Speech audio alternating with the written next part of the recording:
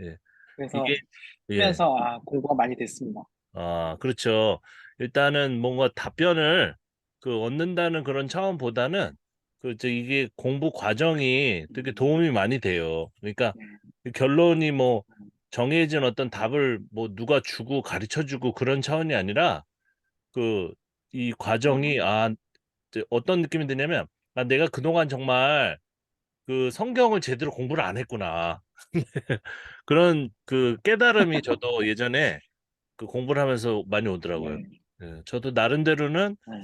굉장히 성경 뭐도 많이 암기하고 장절까지 다 외우거든요. 몇 음, 장 몇 절에 뭐 어떤 내용 네. 그런 것도 다 할 수 있다고 어, 생각하고 뭐 성경 통독도 뭐 굉장히 많이 했다. 100번은 아니지만 거의 한 음, 100번에 가깝게 했다. 이렇게 자부하던 사람인데 거의, 나중에 이제 이 공부를 특별히 이제 우리 한동 교수님하고 같이 하는데 이제 그분이 좀 약한 부분도 있어요, 사실은. 이 총론을 잘 몰라요. 이 성경 비평하시는 분들은 이 총론을 잘 모르고 강론만 이렇게 생각을 하시는데 우리는 통독 같은 걸 많이 했기 때문에 강론보다는 사실 총론에 좀 강하죠, 우리가. 네, 그래서 안녕하십니까? 네. 네, 안녕하세요. 예, 그래서 어쨌든 다른 방에 들어가 있었네요. 그래요? 제가 예, 구석을 개인 거기에 들어가 있다가 네. 잘못 다시니까 다른 번호 들어. 잘하셨어요. 즉, 뭐지? 단톡방, 카톡방에 있는 예, 주소로 예. 입력 저 하시면 됩니다. 네, 어쨌든. 자, 예, 예. 그래서 두 분이 이렇게 하셨는데, 잘하셨어요. 예, 이게 뭐 답을 찾는 뭐 그런 개념보다는 지금 제가 말씀드린 것처럼 과정이 더 중요하기 때문에 과정을 통해서 또 스스로 깨달으면 되는 거죠. 사실 뭐 공부를 하면 되는 거죠. 그래서 이 비평은 답이 없고 답은 있겠죠. 뭐 지금까지 뭐 연구한 사람들 많기 때문에. 근데 여러분들이 새로운 걸 찾을 수가 있어요. 그래서 그것을 보수주의 입장에서는 굉장히 위험하다라고 생각하는데 그런 식으로 발전하는 거죠. 사실은. 예. 모든 교리 같은 것도 사실은 성경 해석으로부터 나타났기 때문에. 자, 그래서 각설하고 여러분들 하신 게 많이 있기 때문에 그거부터 좀 보도록 하겠습니다. 예, 요거는 우리 김성환 선생님께서 하신 제 것이고, 거네. 네, 그렇죠. 요거보다는 일단은 순서대로 하는 게 맞겠죠. 이게 창세기 25장부터 네. 한번 보도록 하겠습니다. 그러면 네, 여러분들이 다 읽으실 줄 알지만 그래도 한번 보도록 하겠습니다. 제가 읽겠습니다. 창세기 25장 1절부터 2절 아브라함이 후처를 맞이하였으니 그의 이름은 그두라라. 후처. 그가 시므란과 욕산과 무단과 미디안과 이스박과 수아를 낳고 굉장히 많이 낳죠. 이렇게 많이 낳습니다. 이런 이제 구절을 선택을 하신 것이고 그다음에 아쉬운 사람 아브라함 지금 우리는 어떻게 이렇게 제목을 잡으셨고 창세기 15장부터 25장까지 아브라함의 삶의 모습은 매우 극과 극을 달리는 상황을 연출하고 있다. 우르에서 하란 그리고 가나안 또 가나안에서 애굽 굉장히 왔다 갔다 하죠. 다시 가나안을 향한 여정에서 보는 여러 가지 기록들, 이 구절들이 이제 나와 있고요. 아브라함에게는 사라의 종 하갈을 통해 얻은 이스마엘이 있었고, 잘 알려져 있죠. 우리가 뭐 성경 전혀 모르는 사람들은 아니니까 설명을 할 필요는 없습니다. 또 하나님께서 나타나 사라를 통해 아들을 낳게 한다고 말씀하셨을 때도 음, 이스마엘이나 하나님 앞에서 살기를 원했던 아브라함 그의 이런 태도에 굉장히 복잡한 어떤 색깔들이 있어요. 이스마엘에 이어 이삭을 얻었지만 뭐 어떤 면에서 보면 이스마엘에 만족하는 것 같이 보이다가도 갑자기 이제 이삭으로 가는 그런 흐름도 있고 잘 생각해 보면 창세기 25장 1절에서 후처를 얻은 아브라함 무엇인가 이상하게 보여진다. 뭐라고 얘기할 수는 없지만 약간 이 사람이 그 한 사람 같이 보이지도 않고 뭐 여러 사람으로 보이기도 하고 그래서 여러 가지 생각이 난다. 그러면서 질문은 1번 아브라함은 이삭과 이스마엘이 있는데도 왜 후처를 뒀냐? 네, 그렇죠. 일부 일처제인 지금 상황에서 보면 이상하다. 그렇게 여자가 좋았나? 그죠? 그런 질문이 있겠죠. 그 당시 가나안 땅의 문화와 풍습에 후처를 두는 문화가 있었나? 그죠? 역사 비평이죠. 이런 게 그쪽으로 좀 질문해봤고 그다음 창세기 기자는 왜 이 일을 기록했나? 만약에 아브라함을 좀 띄워주려고 하면은 뭐 후쳐둔 거, 뭐 아내를 많이 둔 거를 좀 삭제를 하고 좀 좋은 것만 쓰면 좋은데 이런 것을 굳이 기록한 이유는 무엇일까? 그죠? 가나안 땅에 살았던 아브라함도 그 땅의 문화와 풍습을 따라 살았다고 보는 게 우선적으로 드는 생각이고, 아니면 가나안 문화와 풍습이 이스라엘과 비슷할 수도 있다는 생각도 들고, 늦은 나이에 후처라니 지금 한국에선 불가능하겠지만 그 당시에는 가능했기 때문에 또 기록된 것은 아닌가. 그리고 창세기 기자는 왜 이렇게 기록했을까 궁금하다 생각해봤지만 알 수가 없었습니다. 완전한 답은 뭐 아는 사람은 없겠죠. 그러나 생각해보는 건 굉장히 값어치가 있는 겁니다. 단지 생각나는 것은 아브라함이 믿음의 조상이 맞을까? 뭐 이런 사람이 무슨 믿음의 조상이냐. 그죠? 믿지도 못하고 기다리지도 못하고 그죠? 철을 통해 가지고 자식 낳는 사람이 뭐야 이게 그죠? 이런 질문을 하는 사람들이 많아요, 솔직히. 교회 안 다닌 사람들 가운데서도 믿음이 있는 것 같이 보여질 때도 또한 믿음이 없는 사람으로 또 보여질 때 막 헷갈리는 거죠, 그죠? 이것을 그대로 문자적으로 받아들이면 헷갈린다. 막 정신 분열이 일어날 것 같다. 아브라함은 누구냐? 확실한 것은 하나님이 봐줬다는 생각이 들기도 하고 선택되어 이끌려지고 실수에도 간섭하신 하나님을 보면서 인간의 삶에서는 하나님이 간섭하는 모습이 나타날 때 사람은 만족을 느끼게 되는 것이다. 그죠? 사람은 그래서 우리가 이제 내릴 수 있는 결론 중에 하나가 사람은 부족하지만 하나님께서 선택하셨기 때문에 그래서 값어치가 있는 건 아닌가. 굉장히 신학적으로 이렇게 결론을 내리신 겁니다. 지금 시대에도 나의 생각이 분명히 틀린 것 같은데 그럼에도 하나님이 도와주시는 사람이 있다. 어, 이거는 최대한의 결론이죠. 아브라함이 부족했는데 그래도 하나님이 약속을 주고 뭐 이삭을 인도하셨기 때문에 내가 은혜를 받으려면 은혜를 받을 건데기는 뭐냐? 이런 아브라함을 이렇게 들어서 이렇게 약속을 주시고 인도하신 것처럼 나한테도 그렇게 하신다. 그러면 좀 은혜가 오죠. 그죠? 할렐루야. 처음에는 상황이 매우 어려워 하나님을 온전히 따르는 삶을 추구해 은혜를 받게 되어 형편이 좋아져 많은 것을 누리고 살 때 그래 무너진 거 아닌가. 이렇게 평가한 겁니다. 이 인물에 대해서. 그때도 하나님은 무너진 사람 편에 선 것처럼 보여질 때가 많다. 하나님 뜻은 잘 모르겠지만 이 세상에서 문화와 혜택을 누리면서 살고 하나님을 믿는 것은 그때와 비슷하다. 내 눈으로 보면 아브라함은 대단한 사람도 아니고 단지 하나님이 선택에 이끌려 살았던 사람 정도다. 나도 그 정도로 살면 좋을 것 같다. 어떻게 하면 믿는 사람을 살 수 있을까? 마음을 다해 도덕과 상식을 지키고 살아가는 것이 우선적으로 해야 할 일이다. 그죠? 예, 이렇게 이건 하나의 그냥 신학이에요. 그죠? 이게 우리 선생님께서 그냥 쓰셨다고 생각하지만 이 은연 중에 그 성서를 해석하는 방식이 여기 들어있는 거죠. 그죠? 예. 어떻게 보면 일반적인 어떤 목사님들이 좋은 설교를 문을 만드셔가지고 이렇게 하신 것처럼 그렇게 보이기도 합니다. 이게 틀렸다는 게 아니라 어쨌든 좋다는 거죠. 자, 그러면 성서 비평 방법으로는 한번 이 본문들을 첩의 문화죠. 그래서 어떻게 다룰 수 있는지 한번 같이 고민해 보도록 하겠습니다. 일단은 본문을 다룰 때 항상 이 도표가 있어야 됩니다. 이 도표는 완벽하진 않지만 원래 연대기표는 굉장히 복잡해요. 그래서 우리가 도구로 사용하기가 좋지 않기 때문에 제가 나름대로 이렇게 정리해 가지고 써봤는데요. 이 연대도 또 달라요. 학자마다 다 다릅니다. 그리고 이 지금 포록이라고 했는데 어떤 분은 그냥 이걸 다 퉁쳐가지고 그냥 포록이 해놓고 예, 포록이 전환기를 구분하지 않는 분도 있다. 그것을 먼저 말씀을 드립니다. 그래서 어떤 학자의 책에는 뭐 포록이 전환기라고 제가 잡아놓은 500년까지를 그냥 포록이라고 보기 때문에 이것이 포록이를 얘기하는 것이 포록 후기를 얘기하는 건지 몰라가지고 이렇게 구분하는 게 좀 좋을 것 같아서 이렇게 했습니다.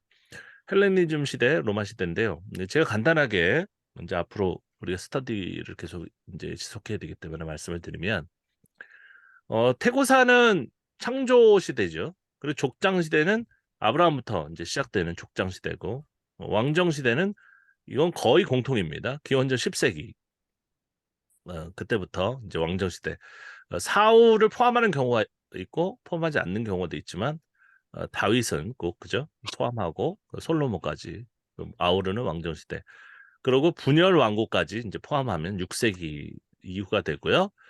국가 패망은 잘 알려져 있죠. 북이스라엘이 먼저 망했죠. 721년 혹은 22년에 망했고 남유다는 586년 혹은 587년 그죠?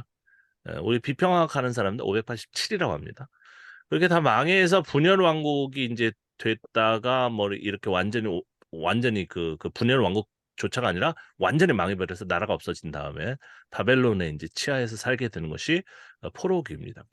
포로기에 이제 들어가서 그래서 이 과정의 포로기 전환기라는 게 뭐냐면 이 중간에 많은 일들이 있었어요. 이 사이에 포로기와 포로기 후기 사이에 많은 일들이 있었기 때문에 사상사적으로 그래서 이렇게 따로 구분을 조금 해본 것이고요. 그래서 포로기 전환기 사이에는 또 귀환도 하죠.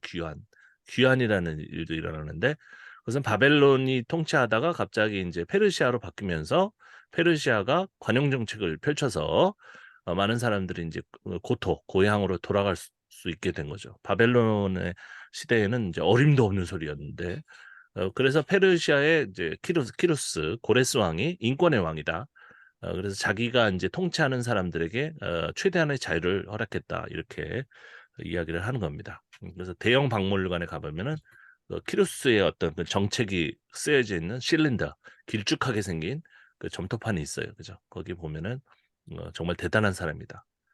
그래서 이 제국이라는 것은 어차피 모든 사람을 다 통치를 할 수 없기 때문에 일정한 자유를 주고 대신 중앙 정권에 이제 도전하지만 않으면 그냥 봐주는 그죠?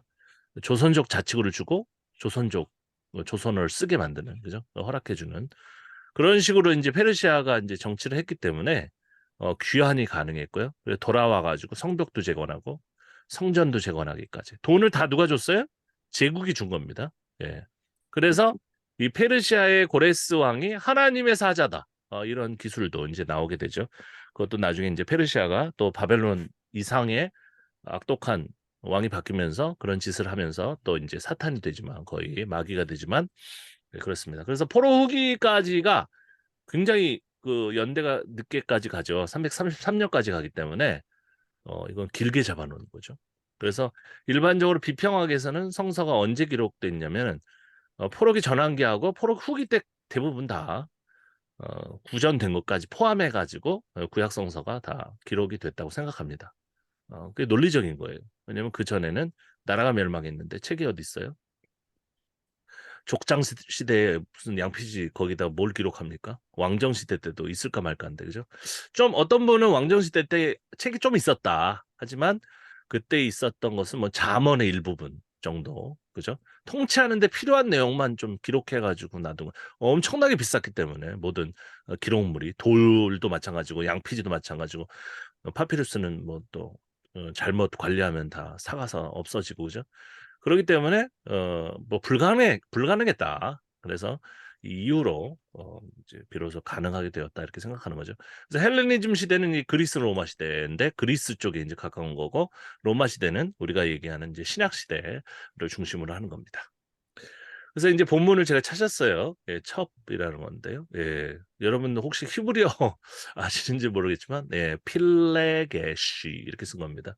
몰라도 돼요. 예, 몰라도. 제가 한때는 모든 그 신자들에게 히브리어를 다 가르쳐가지고, 저하고 똑같이 이제 그 강독을 할 수 있는 것까지 했는데, 그러면 안 됩니다.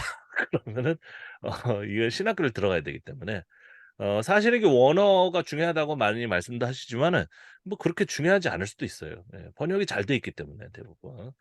조금 그 번역이 오역이 된 일부러 오역을 한 부분만 이제 주의하면은 됩니다. 자, 그래서 이 첩이라는 단어를 갖다가 이렇게 찾았는데 실제로는 많아요, 더. 하지만 이 본문하고 비슷한 것만 제가 이제 추려놓은 겁니다. 이것을 하는 게 굉장히 시간이 많이 걸려요, 사실은. 컴퓨터 프로그램이 잡아내기도 하지만 그것만으로 만족할 수가 없어요. 예. 그래서 이제 나중에 우리 다른 선생님께서 하신 이제 나무에 대해서 찾아보면 330개가 나옵니다. 예츠라는 단어가. 하지만 그것이 생명나무나 뭐 그것과 좀 비슷한 근접한 것을 또 찾아내기는 다 일일이 읽어야죠. 이것을 빨리빨리 읽어야 됩니다. 처음에는 지금 첫 번째가 이제 제네시스니까 창세기 22장 24절에 나온 첩이라는 단어거든요. 그게 쓰인 구절이란 말이에요. 그러면 창세기 22장에 대한 정보가 있어야 돼요. 저 구절만 가지고 하면 안 됩니다. 어, 단어만 가지고 하는 게 아니에요. 이것은 성서 본문의 문맥을 알고 있어야 돼요. 그래서 처음에는 제가 성경을 많이 읽었다고 하지만 모르기 때문에 또 읽어야죠. 다시 공부하는 거죠. 창세기 22장 전체 내용이 뭔지 머릿속에 들어 있어야 되니까. 그 작업이 이제 몇 년에 걸쳐서 성서를 정말 사랑하는 마음으로 다시 공부를 한 다음에 머릿속에 들어 있으면은 그다음부터는 이제 빨리빨리 진행할 수가 있습니다. 자, 창세기 22장 24절 그리고 사사기 본문이 있는 거죠. 사사기 본문에도 첩이 나오네. 많이 나오죠. 그죠? 예, 사사기 본문이 첩에 대해서 많이 얘기하고 있고 그다음에 역대하죠. 역대하 11장 22절에 르호보암 분열 왕국이 된 다음에 뭐 첩을 뭐 두고 이런 내용들이 나온다. 이제 대략적으로 한번 훑어봤습니다. 이제 하나씩 보는 거예요. 다 하나씩 봐야 됩니다. 예, 그래서 아까 제가 위에서 보여드린 여러분들 이걸 하셔야 되는 거예요. 이제 찾아야 돼요. 본문을. 그러면은 나는 원문을 모르는데 한글로 찾아도 됩니다. 여러분들이 찾아 놓으신 것을 이거는 한글이 원래 그런 뜻이 아닌데 첩이 아닌데 첩으로 번역됐네. 그런 거는 제가 잡아드리면 돼요. 그 스터디에 제가 할 일이에요. 그거는. 아니면 한글로 찾아도 됩니다. 뭐 인터넷을 통해서 뭐 다국어 성서 그런 사이트에서 검색해도 쫙 나와요. 하지만 하나씩 뜯어가지고 살피는 것은 다 해야 됩니다.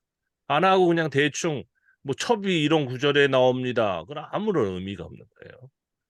자, 그래서 창세기 이게 앞에 영어라서 죄송한데 제가 이제 가지고 있는 사이트하고 프로그램이 영어라서 그런데 창세기 22장 24절에 보면 나홀의 첩 르우마라 하는 자도 데바와 가함과 다하스와 마아가를 낳았다는 거죠. 그러면 이 구절에 이 첩이라는 것을 비판하는 내용이 있습니까? 자, 우리 하정우 선생님. 요 구절만 보면 이 첩에 대해서 부정적으로 얘기하고 있는 부분이 있나요?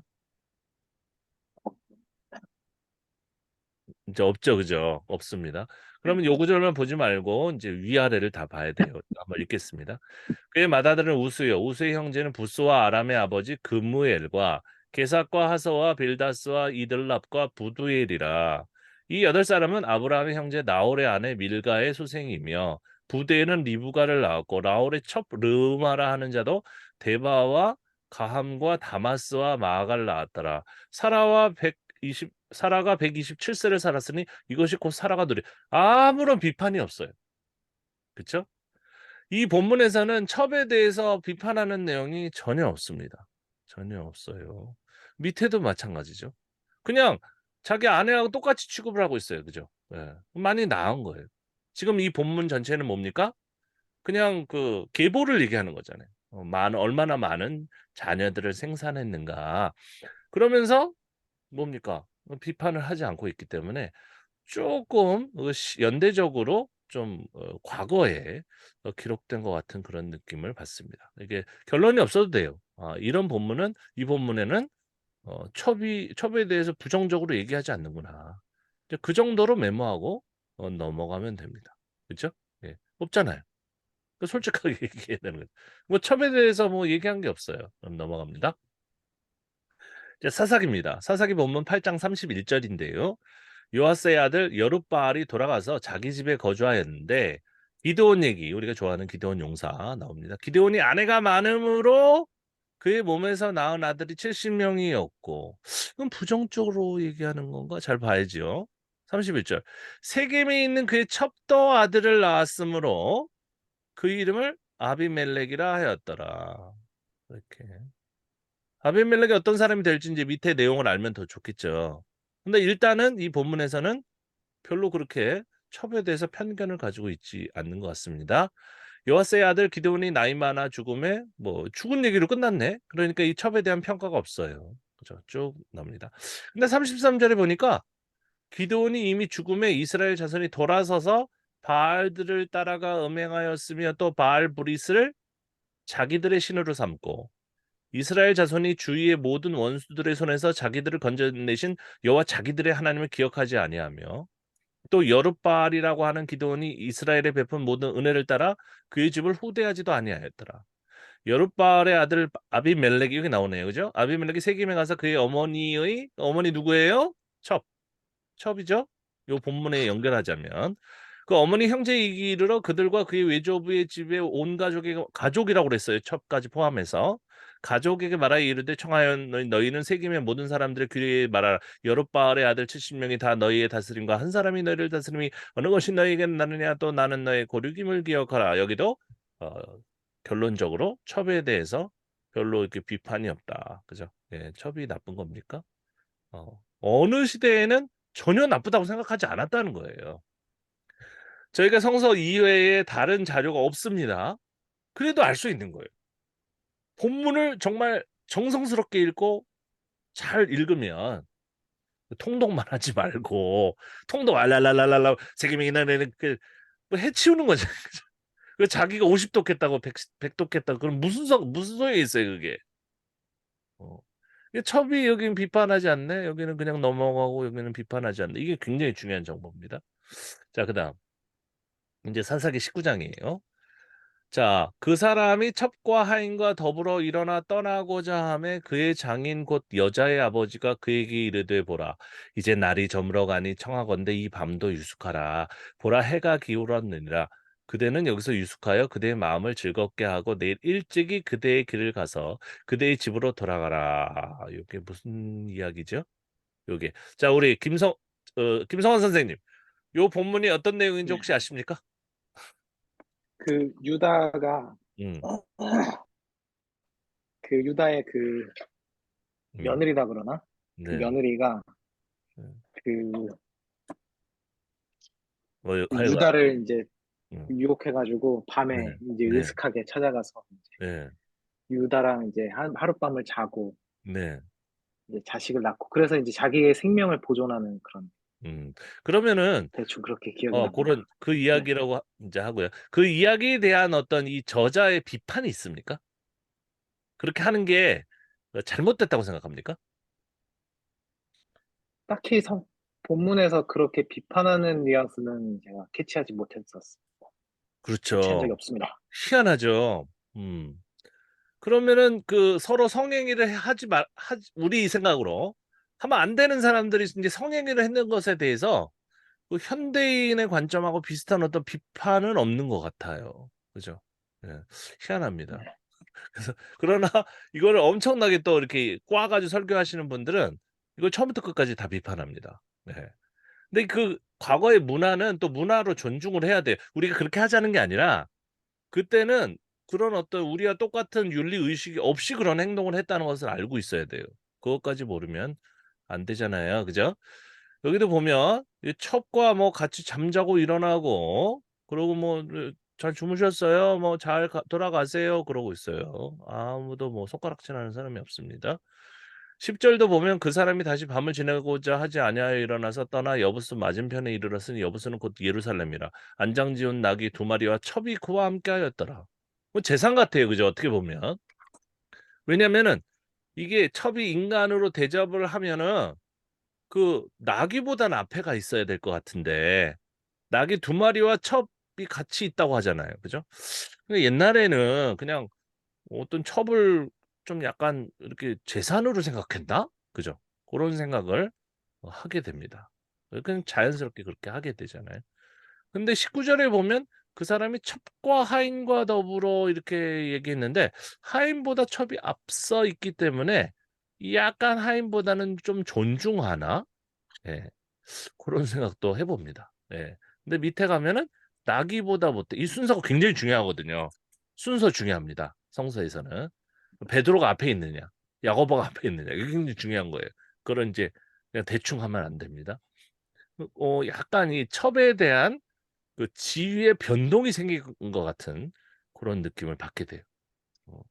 이 비평은 설교에 그대로 적용하면 안 돼요. 사람들이 이제 시험 듭니다만이 오늘도 목사님들하고 그런 얘기했는데 하지만 요 정도는 얘기할 수 있어요. 그죠? 9절에는 첩이 하이보다 앞에 있는데 10절에는 낙이 2마리보다 뒤에 있다. 그러면서 이 여성의 어떤 지위가 시대에 따라서 변동이 생기는 것 같이 그런 느낌을 준다. 그러면 성도들이 굉장히 신기해합니다. 이런 거. 이것도 의도가 있는 거잖아요. 그죠? 이런 것들을 한번 메모하고 그 다음에 넘어갑시다. 그 다음에 이제 사사기 19장 23절인데 아까 그냥 뭐 그죠? 예, 뭐 장인어른하고 뭐 자기 뭐 아내하고 뭐 이렇게 교합하는 그런 개념이 아니라 또 심각해요 여기는. 집주인 그 사람이 그들에게로 나와서 이르되 아니란 내 형제들을 청하노니 이 같은 악행을 저지르지 마라. 악행이라고 했어요. 이 사람이 내 집에 들어왔으니 이런 망령된 일을 행하지 말라. 같은 사사기인데도요. 완전 분위기가 다른 내용도 이야기도 나옵니다. 보라 여기 내 처녀 딸과 이 사람의 첩이 있은즉 내가 그들을 끌어내리니 너희가 그들을 욕보이든지 너희 눈에 좋은 대로 행하되 오직 이 사람에게는 이런 망령된 일을 행하지 말라. 무리가 듣지 아니하므로 그 사람이 자기 첩을 붙잡아 그들에게 밖으로 끌어내매 그들이 그 여자와 관계하였고 밤새도록 그 여자를 능욕하다가 세 명 미명에 놓은지라. 자 여기 어떤 변화가 있습니까? 24절과 25절의 변화 바뀐 게 있죠. 처음에 보면 내 처녀딸과 첩이 있어요라고 했는데 25절에는 첩만 나와요. 정말 이상하죠? 첩만 나오잖아요. 이런 것들을 잘 메모해 두시기 바랍니다. 26절 동틀 때의 여인이 자기의 주인이 있는 그 사람의 집문에 이르러 또 여긴 여인이야 여인 그 여자입니다. 엎드려져 밟기까지 거기 엎드려져 있었어요. 그죠? 이게 이제 범죄 이스라엘의 범죄에 대해서 비판하는 거예요. 그죠? 여자를 강간하고 능욕하고 능욕이 강간이거든요. 그러니까 죽게 만드는 거죠. 예. 근데 여기에 누가 연루돼 있어요? 목사님이 그죠? 레위인 또 그렇습니다. 그래서 그의 주인이 일찍 일어나 집문을 열고 떠나고자 하는 그 여인이 집문에 엎드려져 있고 그의 두 손이 문지방에 있는. 그러면 이 여인은 딸일까요? 딸이면 얘야 왜 그러냐 하면 울 텐데 여자가 있네. 예. 그러면서 그게 일어나라 우리가 아니고 예 말씀해 보세요 의견은 언제든지 아무 말씀을 하셔도 돼. 네. 그래서 일어나라 우리가 떠나가자. 하나 아무 네. 대답이 없어요. 죽었다는 거죠. 나귀 싣고 행하여 자기 곳으로 돌아가서 그 집에 이르러서 칼을 가지고 자기 첩의 시체를 거두어 그 마디를 찍어 12덩이로 굉장히 중요한 겁니다. 12덩이. 여기에 뭔가 의도가 있는 거죠. 왜 하필 12덩이로 잘라요? 그것을 이스라엘 사방에 두루 보내매 그것을 보는 자가 다 이르되 이스라엘 자손이 애굽 땅에서 올라온 날부터 오늘까지 이런 일은 일어나지도 않고 이게 나라가 망했다. 우리 교회가 망했다. 어떻게 이럴 수가 있느냐. 완전 윤리적으로 바닥이다. 우리 끝났어. 보지도 못하였다. 이 일을 생각하고 상의한 후에 말하자. 여기서는 일단 그 첩에 대한 굉장히 부정적인 정보가 들어있죠. 첩은 어, 이게 내어주는 그런 존재예요. 뭔가 취급돼. 예, 그 별로 가치가 없는 존재. 딸이 잠깐 등장했지만 대부분의 본문에서는 첩이 그냥 쓰레기예요, 그죠? 그런데 그런 첩을 가지고 그 성폭행을 했다는 것 자체도 쓰레기 행동이에요, 그죠? 굉장히 종교적인 본문이 됐습니다. 이게 첩이 어떤 재산이거나 별 볼 일 없는 존재이거나 그런 게 아니에요. 그리고 그 종교적인 개념은 12지파로 상징되는 유태인 전체의 민족하고 연관이 돼 있어요. 그런 행동을 자꾸 하면은 우리 민족은 망한다. 이런 쓰레기 같은 행동을 하면은 망한다. 이 본문을 갖다가 적은 사람이 아까 위에 있는 사사기 비슷한 본문이지만 그 내용을 보면 분노할 거예요. 그죠? 어떻게 첩하고 지금 그러고 돌아다니냐 지금 우리나라가 망했는데 너 때문에 망했어. 네. 그런 것들을 이 본문이 완전 색깔이 다르단 말이에요. 이런 것들이 있는데도 그냥 넘기고 예, 그냥 나는 읽었다. 안 되는 거죠. 그게 무슨 말씀 사역자입니까? 뭘 설교를 하는 거야 도대체? 이런 본문이 다 차이점이 있으면 그거를 잘 연구해야죠. 그죠? 그다음 보도록 하겠습니다. 예, 여기 보면 또 사사기 본문에 아까 많이 나왔잖아요. 그죠? 예, 연결되는 겁니다. 아까 사실은 이거하고 이거 여기 보니까 이제 3절부터 이스라엘 자손이 미스바에 올라간 것을 베냐민 자손이 들었더라. 그러니까 이 첩의 문제는 민족의 문제예요. 이스라엘 자손이 이르러 이 악한 일이 어떻게 일어났는지 우리에게 말하라 하니. 그러면 이렇게 첩의 사망을 비판하는 이런 사람들이 또 첩을 둘까요? 마치 안 둘 것 같이 그렇게 보이죠, 그죠? 자기 비판하니까. 레위 사람 곡 죽임을 당한 여인의 남편 그러니까 이 또 첩인데 이 남편이 목사님이에요. 나라가 망한 그러니까 왜 망했어요? 목사님이 타락했기 때문에. 레위 사람이란. 그러면 이 레위 사람은 원래는 어떤 이미지였고 나중에는 어떤 이미지로 바뀌었을까? 그런 것도 또 궁금하단 말이에요. 음. 원래 이 레위 사람이라는 사람은 그 지금으로 얘기하면 좀 무당 같은 사람이었어요. 무당. 아, 이제 많은 그 책을 읽어보셔야 되기 때문에 미리 답부터 말씀드리면은 이스라엘 지역에 어떤 왕권이 세워지고 하나의 왕국으로 이렇게 발전하기 전에는 어느 나라나 마찬가지지만은 지역마다 무당이 있었어요. 그 사람들이 레위 사람입니다. 그리고 그 지역마다 그들이 제사를 지내는 단이 있었어요. 그게 나중에 산당으로 편회가 되는 겁니다. 원래는 좋은 곳이었어요. 왜냐면 우리나라 전통적으로도 보면 무당이 좋은 분들이에요. 예, 무당이. 왜냐면 상담도 해주고, 그죠? 어떤 문제가 생기면은 의료가 그렇게 의료 기술이 발달하지 않았는데 그 아픈 사람을 위해서 또 이렇게 굿도 해주고 그런 사람이었단 말이에요. 그러나 이 종교가 발달하면서 중앙 집권적으로 오직 한 분 여호와만 섬겨야 된다는 플러스 예루살렘에서만 예배를 드려야 된다는 어떤 신학이 발달한 다음부터는 지방에 그대로 머물면서 그 무당짓을 하면 안 돼요. 중앙으로 와서 시다발이라도 해야 되는 거예요. 너는 지방에서 담임 목사일지 몰랐지만은 지금은 이 서울에 와서 그냥 전도사님이라도 해야 되는 거예요. 그러면은 중앙 그 교회에서 큰 교회에서 그들에게 먹을 거를 줬던 겁니다. 레위 사람들한테. 그러면서 레위인은 원래는 굉장히 지위가 높은 사람들이었는데 이들을 한데 모아놓으니까 계급이 생기는 거죠. 그죠? 큰 교회의 담임 목사님하고 저 시골에서 담임 목사님을 했지만 지금 올라와서 부목사를 하는 사람의 계급이 생기는 거죠. 그죠? 이 레위 사람도 그런 발전사를 다 겪었습니다, 사실은.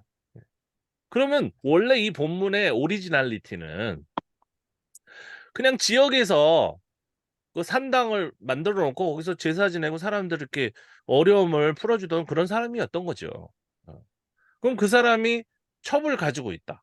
원래는 그 사람이 다른 사람하고 똑같이 첩을 이렇게 두고 자손을 많이 만들고 농사 짓는데 도움을 받는 것은 아무런 죄가 아니었어요. 그런데 이게 중앙 그 예루살렘 중심의 신앙이 딱 이렇게 자리를 잡게 되니까 그것을 기준으로 평가하다 보니까 그 지방에서 무당 푸닥거리 하는 사람들은 다 나쁜 사람이 됩니다. 그리고 그들이 데리고 있는 그 첩도 잘못된 일인 거예요. 첩을 두면 안 됩니다. 이제 일부 일처만 이제 갖게 되는 거죠. 그리고 또 그들과 이렇게 성행위를 하다가 그들이 죽거나 그러면 아주 나쁜 놈이 되는 거죠. 성적인 교섭을 했기 때문에. 그렇다면 일부 일처제의 개념이 성서에 언제 들어왔냐? 바벨론 시대에. 이렇게 막 비판하고 너는 아내 이외의 여자 뭐 어쩌고저쩌고 그 여자는 또 죽었고 그죠? 욕보여가지고 죽게 하고 나쁜 놈아 이런 얘기가 나올 수 있는 것은 사사기 본문이지만 바벨론 시대 이후에나 나올 수 있는 겁니다. 그러니까 이 본문은 사사기 본문은 옛날에 뭐 그죠 왕정 시대 이전 이렇게 하면 안 돼. 어떻게 사사기 본문인데 이런 게 들어있을 수 있느냐? 그걸 사과할 수 있어야 돼. 그래서 그를 죽게 했어. 이스라엘아, 다 회개하라. 이건 나라의 문제예요. 너희들이 지방에서 계속 제사 지내고 그 레위 사람 그런 짓을 하면은 나라가 망하는 거야. 그런데 바벨론 시대에 이 본문이 나왔다고 그랬잖아요. 그러니까 나라가 이미 망한 다음에 반성하는 겁니다. 우리가 왜 망했지? 생각해 보니까 우리가 지방에서 제사를 따로따로 지냈기 때문에 그래. 이제 앞으로 우리 나라가 회복되면 다시는 그렇게 하지 말자. 다짐하는 거죠. 그리고 생각해 보니까 뭐 바벨론 우리 제국에 와서 배웠는데 남자 하나 여자 하나가 안전한 거야. 사회적으로. 사회를 튼튼하게 만드는 거야. 근데 우리는 어떻게 했나? 옛날 우리 조상은 족장들은 부인이 몇 명이야 도대체. 그거 하지 말자. 그런 사고가 생긴 다음에 이 이야기가 나왔다고 저는 생각합니다. 음. 그래서요, 그 여기 보면은 지금 그 사람들도 많아요. 이제 20장 10절에 보면 이스라엘 모든 지파 중에서 100명에 10명, 1000명에 100명 굉장히 체계가 잡혀 있어요. 10,000명에 1,000명을 뽑아 그 백성을 위하여 양식을 준비하고 이게 다 누구한테 배운 거냐면 제국한테 배운 겁니다.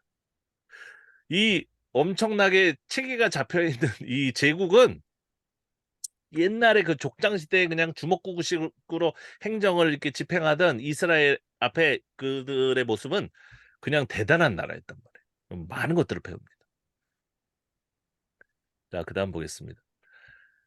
자, 역대하에 역대하는 일반적으로 그 시대가 기록된 시대가 조금 나중입니다. 역대기 열왕기보다는 르호보암 이제 왕이 나오죠. 여러분 다 아시니까 넘어가겠습니다. 아내 18명과 첩 60명을 거느려 아들 28명과 딸 60명을 낳았으나 압살롬의 딸 마아가는 모든 처첩보다 더 사랑하. 여기까지만 보면 이 나라가 멸망하기 전의 이야기이기 때문에 이 분열된 다음에 왕이 많은 첩을 두는 게 전혀 문제가 되지 않았다는 느낌을 받습니다. 비판이 없어요. 근데 여러분 생각해 보세요. 솔로몬이 많은 첩을 두었어요. 그죠? 어떤 본문은 그것에 대해서 자연스럽게 넘어가지만 어떤 본문은 엄청나게 비판합니다. 그걸 찾아보세요. 그 작은 숙제예요. 그러면 그 비판하지 않을 때는 좀 약간 옛날이고 비판할 때는 나라가 한번 망해보고 우리가 이제 하나님으로 단결하자. 하나님만 믿어야 돼. 그런 것처럼 한 분 하나님, 한 분 남편, 하나의 아내.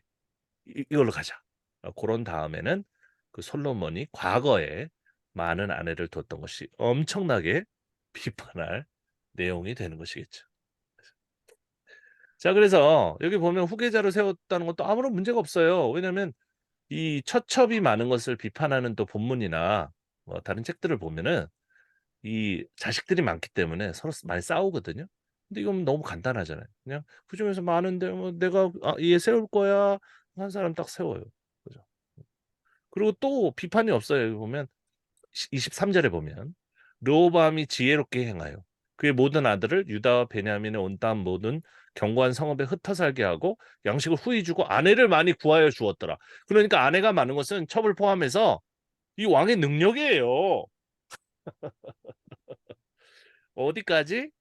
12장 1절 상반절까지는 비판이 없어요. 르호보암이 나라가 견고하였고 세력이 강해졌다. 여기까지. 지매가 아니에요, 원래. 강해졌다예요. 여기서 끝납니다. 그러나 다른 사람들이 이 르호보암에 대한 어떤 구전이라든지 기록을 보는 거죠. 이건 아니야. 과거에는 이 사람이 괜찮은 사람일지 모르겠지만 지금 새롭게 생긴 우리의 신학관념, 신앙의 개념으로 비춰서 봤을 때는 이 사람은 잘못된 겁니다. 그죠?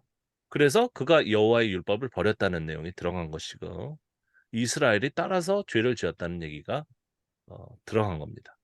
위에는 대단한 왕인데 밑에는 여호와께 범죄한 죄인이에요. 그래서 망했다. 그죠? 이 나라가 망했다는 건 엄청난 트라우마란 말이에요. 왜 우리가 망했을까? 그죠? 그걸 탐색하다가 하나님 한 분만 섬겨야 되는데 여러 잡신들을 섬기는 거죠. 왜냐하면 아브라함도 다신교잖아요. 잘 읽어보면 알 수 있습니다. 그의 조상도 마찬가지고. 그러니까 아브라함이 이 가나안 땅에 와서 오직 하나님만 섬겼다. 이것도 나중에 추가된 거예요. 왜냐하면 하나님 한 분이 아니에요, 원래요. 엘로힘 자체가 복수예요. 여러 신을 한꺼번에 섬겼단 말이에요. 그러나 그게 좋다고 얘기하는 건 아닙니다. 제가 뭐 부처님 섬기고 예수님 섬기고 그런 사람은 아니에요. 오해하지 마세요. 하지만 나중에 하나님만 섬겨야 된다는 신앙이 세워지고 나서 그 본문을 또 손대거나 거기에 대한 평가가 또 추가되는 거죠. 추가되는 겁니다. 근데 놀랍게도 원래 있었던 본문은 지우진 않아요, 이 사람들. 희한한 사람들이에요.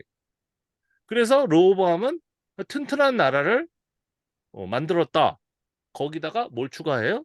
하지만 얘는 하나님 앞에서는 죄인이다. 이런 게 계속해서 레이어라고 하죠. 누적이 계속되는 겁니다. 그래서 그것을 잘 살피면 역사가 어떤 흐름으로 변화했다라는 것을 알 수가 있습니다. 그래서 제가 좀 정리했는데요. 이렇게 좀 여러분들이 올려주셔서 제가 급히 디자인은 신경을 안 쓰고 정리를 했어요. 그래서 간단한 연대표 이렇게 보시면 첩이 재산인 시대는 언제부터 언제까지일까 한번 생각해 봅니다. 제가 최소한 왕정 시대까지는 갈 것 같아요. 왜냐하면은 솔로몬도 그랬고 뭐 거기에 대해서 비판하지 않았잖아요, 그죠? 그런데 족장 시대나 왕정 시대나 사사기도 마찬가지입니다. 사사기도 족장 시대 어간이에요. 이 첩에 대해서 그 첩을 두는 것에 대해서 비판이 들어간다. 그러면 그 본문은 후대의 에디트, 그죠? 편집됐다고 보는 게 합리적입니다. 이게 바로 성서 비평의 방법이에요. 그죠? 그리고 첩이 아내인 시대가 되는 거죠. 재산이었다가 아내가 돼요. 그죠? 점점 후대이겠죠, 후대. 그리고 첩이 원래는 재산이기 때문에 부끄럽지 않았을 텐데 나중에는 첩이 부끄럽게 되는 거죠. 언제 이후에? 포로 이후죠. 나라가 멸망한 다음에 바벨론을 끌려갔더니 거기는 남자 하나에 여자 하나야. 선진국이네? 우리도 똑같이 하자. 그렇게 된 겁니다. 그래서 일부 일처제를 학습하고 나서는 첩을 두는 것 자체가 부끄러운 시대죠. 그죠? 지금도 우리 시대도 마찬가지죠. 우리가 예를 들어서 이 사람도 제 아내고요. 저 사람도 제 아내. 그럼 되겠어요? 저 사람 뭐야? 이렇게 되죠. 그죠? 그래서 이 하나님, 유일한 하나님, 원래는 다신인데 하나님들이었잖아요. 엘로힘이었는데 이게 야훼로 바뀌었다는 것은 뭐냐면 시대가 바뀌었다는 거예요. 예. 하나님을 여러분으로 이제 섬겼다가 이러면 안 된다. 또 망한다 우리가. 정신 차려라. 예루살렘도 하나, 하나님도 하나, 아내도 하나, 남편도 하나. 이런 식으로 변화하는 겁니다. 그렇다면 우리는 당연히 일부 일처제 그리고 하나님만 섬기는 신앙을 받아들여야 되겠죠. 예, 하지만 본문의 난제를 해결할 수 있었어요. 그죠? 왜 이렇게 아브라함은 일부 다쳐져 있는데 어떻게 우리가 해석을 해야 되는가? 그죠? 그때 시대에는 그게 일반적이었다. 그죠? 이렇게 해석을 하고 넘어가면 좋을 것 같습니다. 아무 소리나 여러분들 저 무슨 소리 떠드는 거야? 그죠? 뭐 이해가 안 가도 말씀해 주시고요. 그다음에 이제 또 다른 나는 의견이 있다. 그렇게 말씀해 주셔도 좋을 것 같습니다. 제가 일단은 설명할 부분은 다 하고 그다음에 여러분들 말씀을 좀 들어보도록 하겠습니다. 그다음에는 예, 우리 에덴 동산으로 이제 가보도록 하겠습니다. 창세기 2장 9절 여호와 하나님이 저는 그래서 이 한 문장을 보더라도 엄청나게 생각을 많이 합니다. 예, 하나님이 그 땅에 보기에 아름답고 먹기에 좋은 나무가 나게 하시니 동산 가운데는 생명나무와 선악을 알게 하는 나무도 있더라. 그리고 동시에 요거하고 비슷한 그 표현이 성경 다른 부분에 어디 나올까? 궁금하지 않으세요? 예. 그래서 저는 이 나무라는 단어, 예츠라는 단어를 330개가 나오는 모든 본문 구절을 다 찾아봤어요. 그 구절만 보면 안 된다고 했죠. 예. 그게 들어있는 장을 다 알아야 돼요. 그럼 결론이 나옵니다. 성경을 이렇게 봐야 됩니다. 그러니까 단어 하나 가지고 일주일 동안 실험해야 되는 거예요, 원래요. 그래야 나무에 대해서 설교할 때 말을 할 수 있는 거죠. 예. 제가 요번 지난 그 주일날 그 저기 집에 근처에 있는 교회 갔는데 목사님이 소금 말씀하시대요. 소금 우리는 소금이 돼야 된다. 그래서 기대를 잔뜩 했는데 그 소금은 짭니다부터 시작해가지고 소금의 화학적인 성분은 무엇이냐, 그럼 많이 먹으면 어떻게 되냐 이런 것들을 25분 동안 제가 시간을 정확히 쟀는데 25분 동안 설명하시더라고요. 그래서 나는 그 성서에 나오는 소금에 대해서 좀 알고 있거든요. 그걸 좀 얘기해 주셨으면 참 좋았을 텐데 참 너무 좀 졸렸어요. 그거는 구글링 하면 그냥 소금 하면 쭉 나오는 내용들이거든요. 그러다 이제 결론을 이렇게 하시더라고요. 네, 소금이 없으면 안 됩니다. 우리는 맛난 신앙인이 돼요. 맛이 나게 하는 신앙인이 돼야 됩니다. 그래가지고 그 결혼 설교는 그냥 교회 안 다니는 사람도 할 수 있겠다. 예. 맛난 인생이 됐으면 좋겠습니다. 성경을 연구를 안 한 거죠, 거의. 예, 안 하고 그냥 한 구절 읽어놓고 그냥 자기가. 제가 한번 해볼까요? 이 구절도 그렇게 읽어놓고 할 수 있어요. 여호와 하나님이 그 땅에서 보기에 아름답고 먹기에 좋은 나무가 나게 하시니 동산에는 생명나무와 선하게 알게 하는 나무들. 제가 최근에 나무를 한 그루 심었는데요. 막 이런 식으로 이제 시작하면 되는 거죠. 토끼 설교도 되게 유명한 설교 있잖아요. 여러분, 오늘은 토끼 신앙에 대해서 말씀드리겠습니다. 귀가 깁니다. 하나님이 말씀하실 때 잘 들으세요. 그죠? 눈이 빨갛습니다. 우리 열심히 기도해가지고 눈이 빨갛게 돼야 됩니다. 뭐 이런 식으로. 그죠? 뒷발이 깁니다. 그래서 열심히 위로만 뛰어갑니다. 토끼가 밑으로 뛰어갈 때는 힘들어요. 우리도 신앙이 자꾸 위로 올라가야 됩니다. 그래서 그런 설교를 들으면 그 본문을 언제 하나? 네. 본문 설교를 언제 하나? 네. 뭐라도 좀 찾아가지고 아까 첩 굉장히 재밌는 내용도 엄청나게 많잖아요. 왜 첩이 여기 뒤로 갔다 앞에 갔다 하지? 신기하네. 옛날에는 첩이 이제 재산이었어요. 그러다가 여자로 이제 존중을 받게 되고요. 그 다음에는 함부로 건드리면 안 되는. 그리고 첩을 두면 안 되는 그런 시대가 되었습니다. 이 한마디만 해보세요. 청년들도 잘 들어요. 신기하다. 성경을 막 보려고 한단 말이에요. 예, 뭐 욕은 그만하고 우리만 잘하면 되겠죠. 그래서 성경에 등장하는 첫 이야기의 배경인 에덴 동산에는 세 종류의 나무가 등장합니다. 각종 과실이 열리는 나무를 제외하면 생명나무와 선악을 알게 하는 나무가 동산 중앙에 있어요. 그죠? 이게 굉장히 중요한 겁니다. 중앙에 있단 말이에요. 아까 뭐가 떠올라요? 예루살렘의 중앙에 있단 말이에요. 거길로만 와야 돼. 그죠? 뭔가 이 이야기를 구성한 사람들이 그 바벨론 시대 이후의 사람이 섞여 있어요, 여기에. 그죠? 뭔가 이걸 좋아한단 말이에요. 한 장소. 예. 그 나라가 멸망하고 난 직후에는 이런 중심 신앙이 없어요. 음. 그때는 이동 신앙이 나옵니다. 하나님도 맨날 돌아다녀요. 이렇게. 예. 그 정황이 그랬기 때문에 그래요. 그러나 바벨론이 멸망하고 페르시아 시대로 와가지고 귀환한 다음에 다시 그걸 재건하니까 우상단지 어떻게 보면 교회를 다시 재건하니까 그 교회에 대한 또 이렇게 뭐랄까 숭배 같은 것들이 나타납니다. 예. 그게 없을 때는 더 좋았어요. 신앙이 멀티플하단 말이에요. 아무 데서나 그냥 신앙생활을 해도 되는데 교회를 건축하고 나면 그 교회가 우상단지가 되니까 거기만 와가지고 기도해야 된다. 이런 내용이 이제 나오게 된 거죠. 이것도 좀 이상하단 말이에요. 그냥 에덴 동산 만들었으면 막 자유롭게 나 같으면 내가 이 글을 썼으면 막 돌아다니면서 뭐 신나게 놀고 그죠? 자유롭게 아무 데서나 자고 따뜻하고 그러면 좋을 텐데 중앙에다가 딱 나무를 만들었어. 먹으면 반드시 죽는다. 이런 사고 구조는 나라가 멸망한 다음에 이스라엘 사람들에게 나타난 사고 구조예요. 그 전에는 이 사람들이 엄청나게 오픈된 사람들이었어요. 예. 그냥 옆에 바알 섬기잖아요. 주님이라는 뜻이잖아요. 바알 제사를 드리면 자기 가서 같이 해 그냥. 어. 하나님 불렀다가 바알 불렀다. 그리고 이제 그 재물 있으면 같이 먹어. 가난한 사람들하고 그렇게 좋게 지냈어요. 그런데 나중에는 어떻게 됩니까? 그들은 하나님을 섬기지 않는 자들이에요. 다 죽여 버려야 되는 거죠. 지네들이 침략해놓고도 염치도 없어. 그죠? 하나님을 안 믿으니까 너는 죽어야 돼. 없애버리고. 여기는 우리 땅이다. 이런 식으로 나가게 됩니다. 자, 아담과 하와는 뱀의 꾀임에 빠져.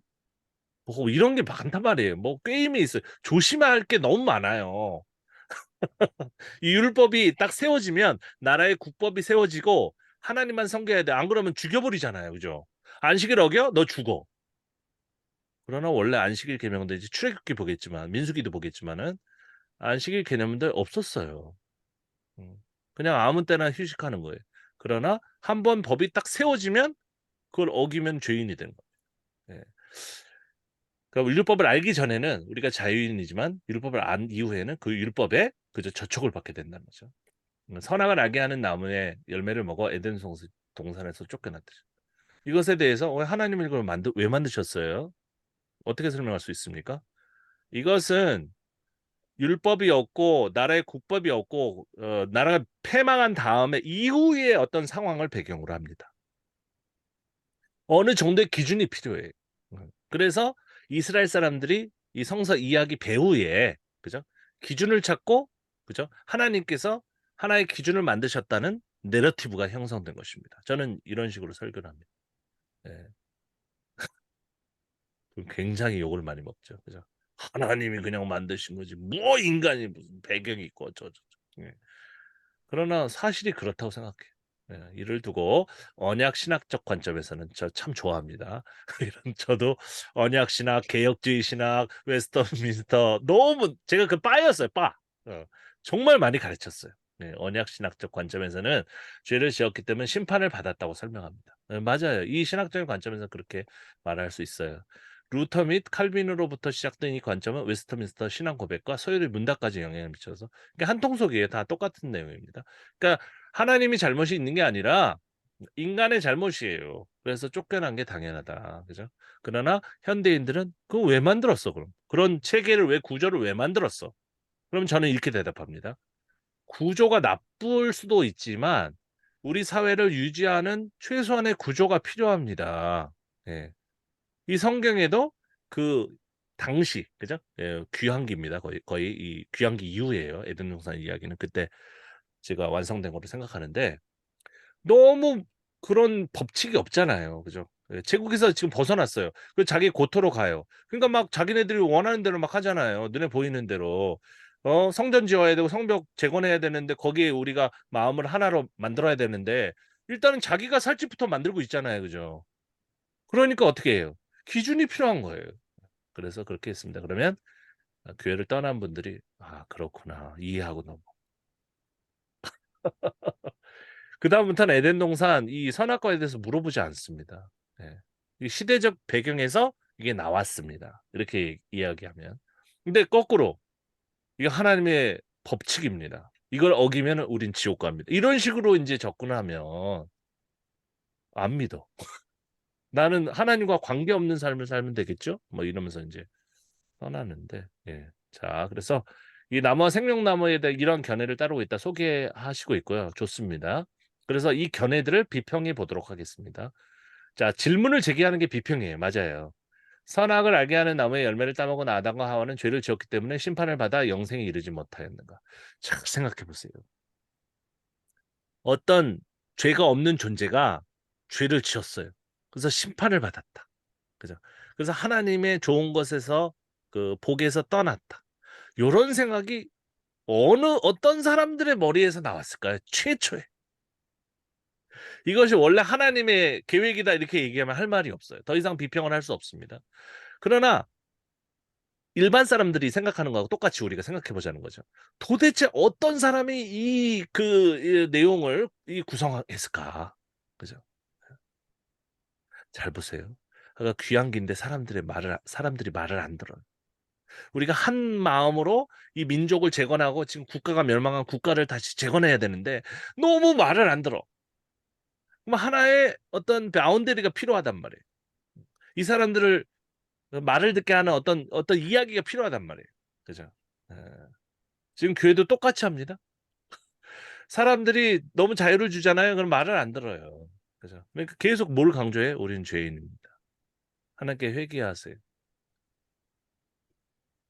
그럼 한 번 회개하면 다 용서받는데 왜 또 회개를 합니까? 이런 식으로 또 묻는 구원파 같은 사람들도 있죠. 그럼 대답을 못해 또. 그러니까 그렇게 얘기하지 말고 이건 하나의 최소한의 구조입니다. 예. 우리 사회 구조가 필요하잖아요, 그죠? 예. 그 구조의 어떤 법칙을 어기게 되면은 그죠? 형벌을 받는 것이 당연합니다. 그렇게 얘기하는 게 오히려 굉장히 납득이 잘 간다고 합니다. 개인적으로 선악을 알게 하는 나무를 에덴 동산에 두신 하나의 의도를 처음 명확히 알게 됐다고 생각했던 데는 마틴 로이드 존스의 이분 저도 한때 좋아했는데요. 교리 강해 시리즈를 통해서 이분도 최대한 납득이 가는 설명을 했기 때문에 그 시대에 어, 좀 좋은 분으로 제가 기억하고요.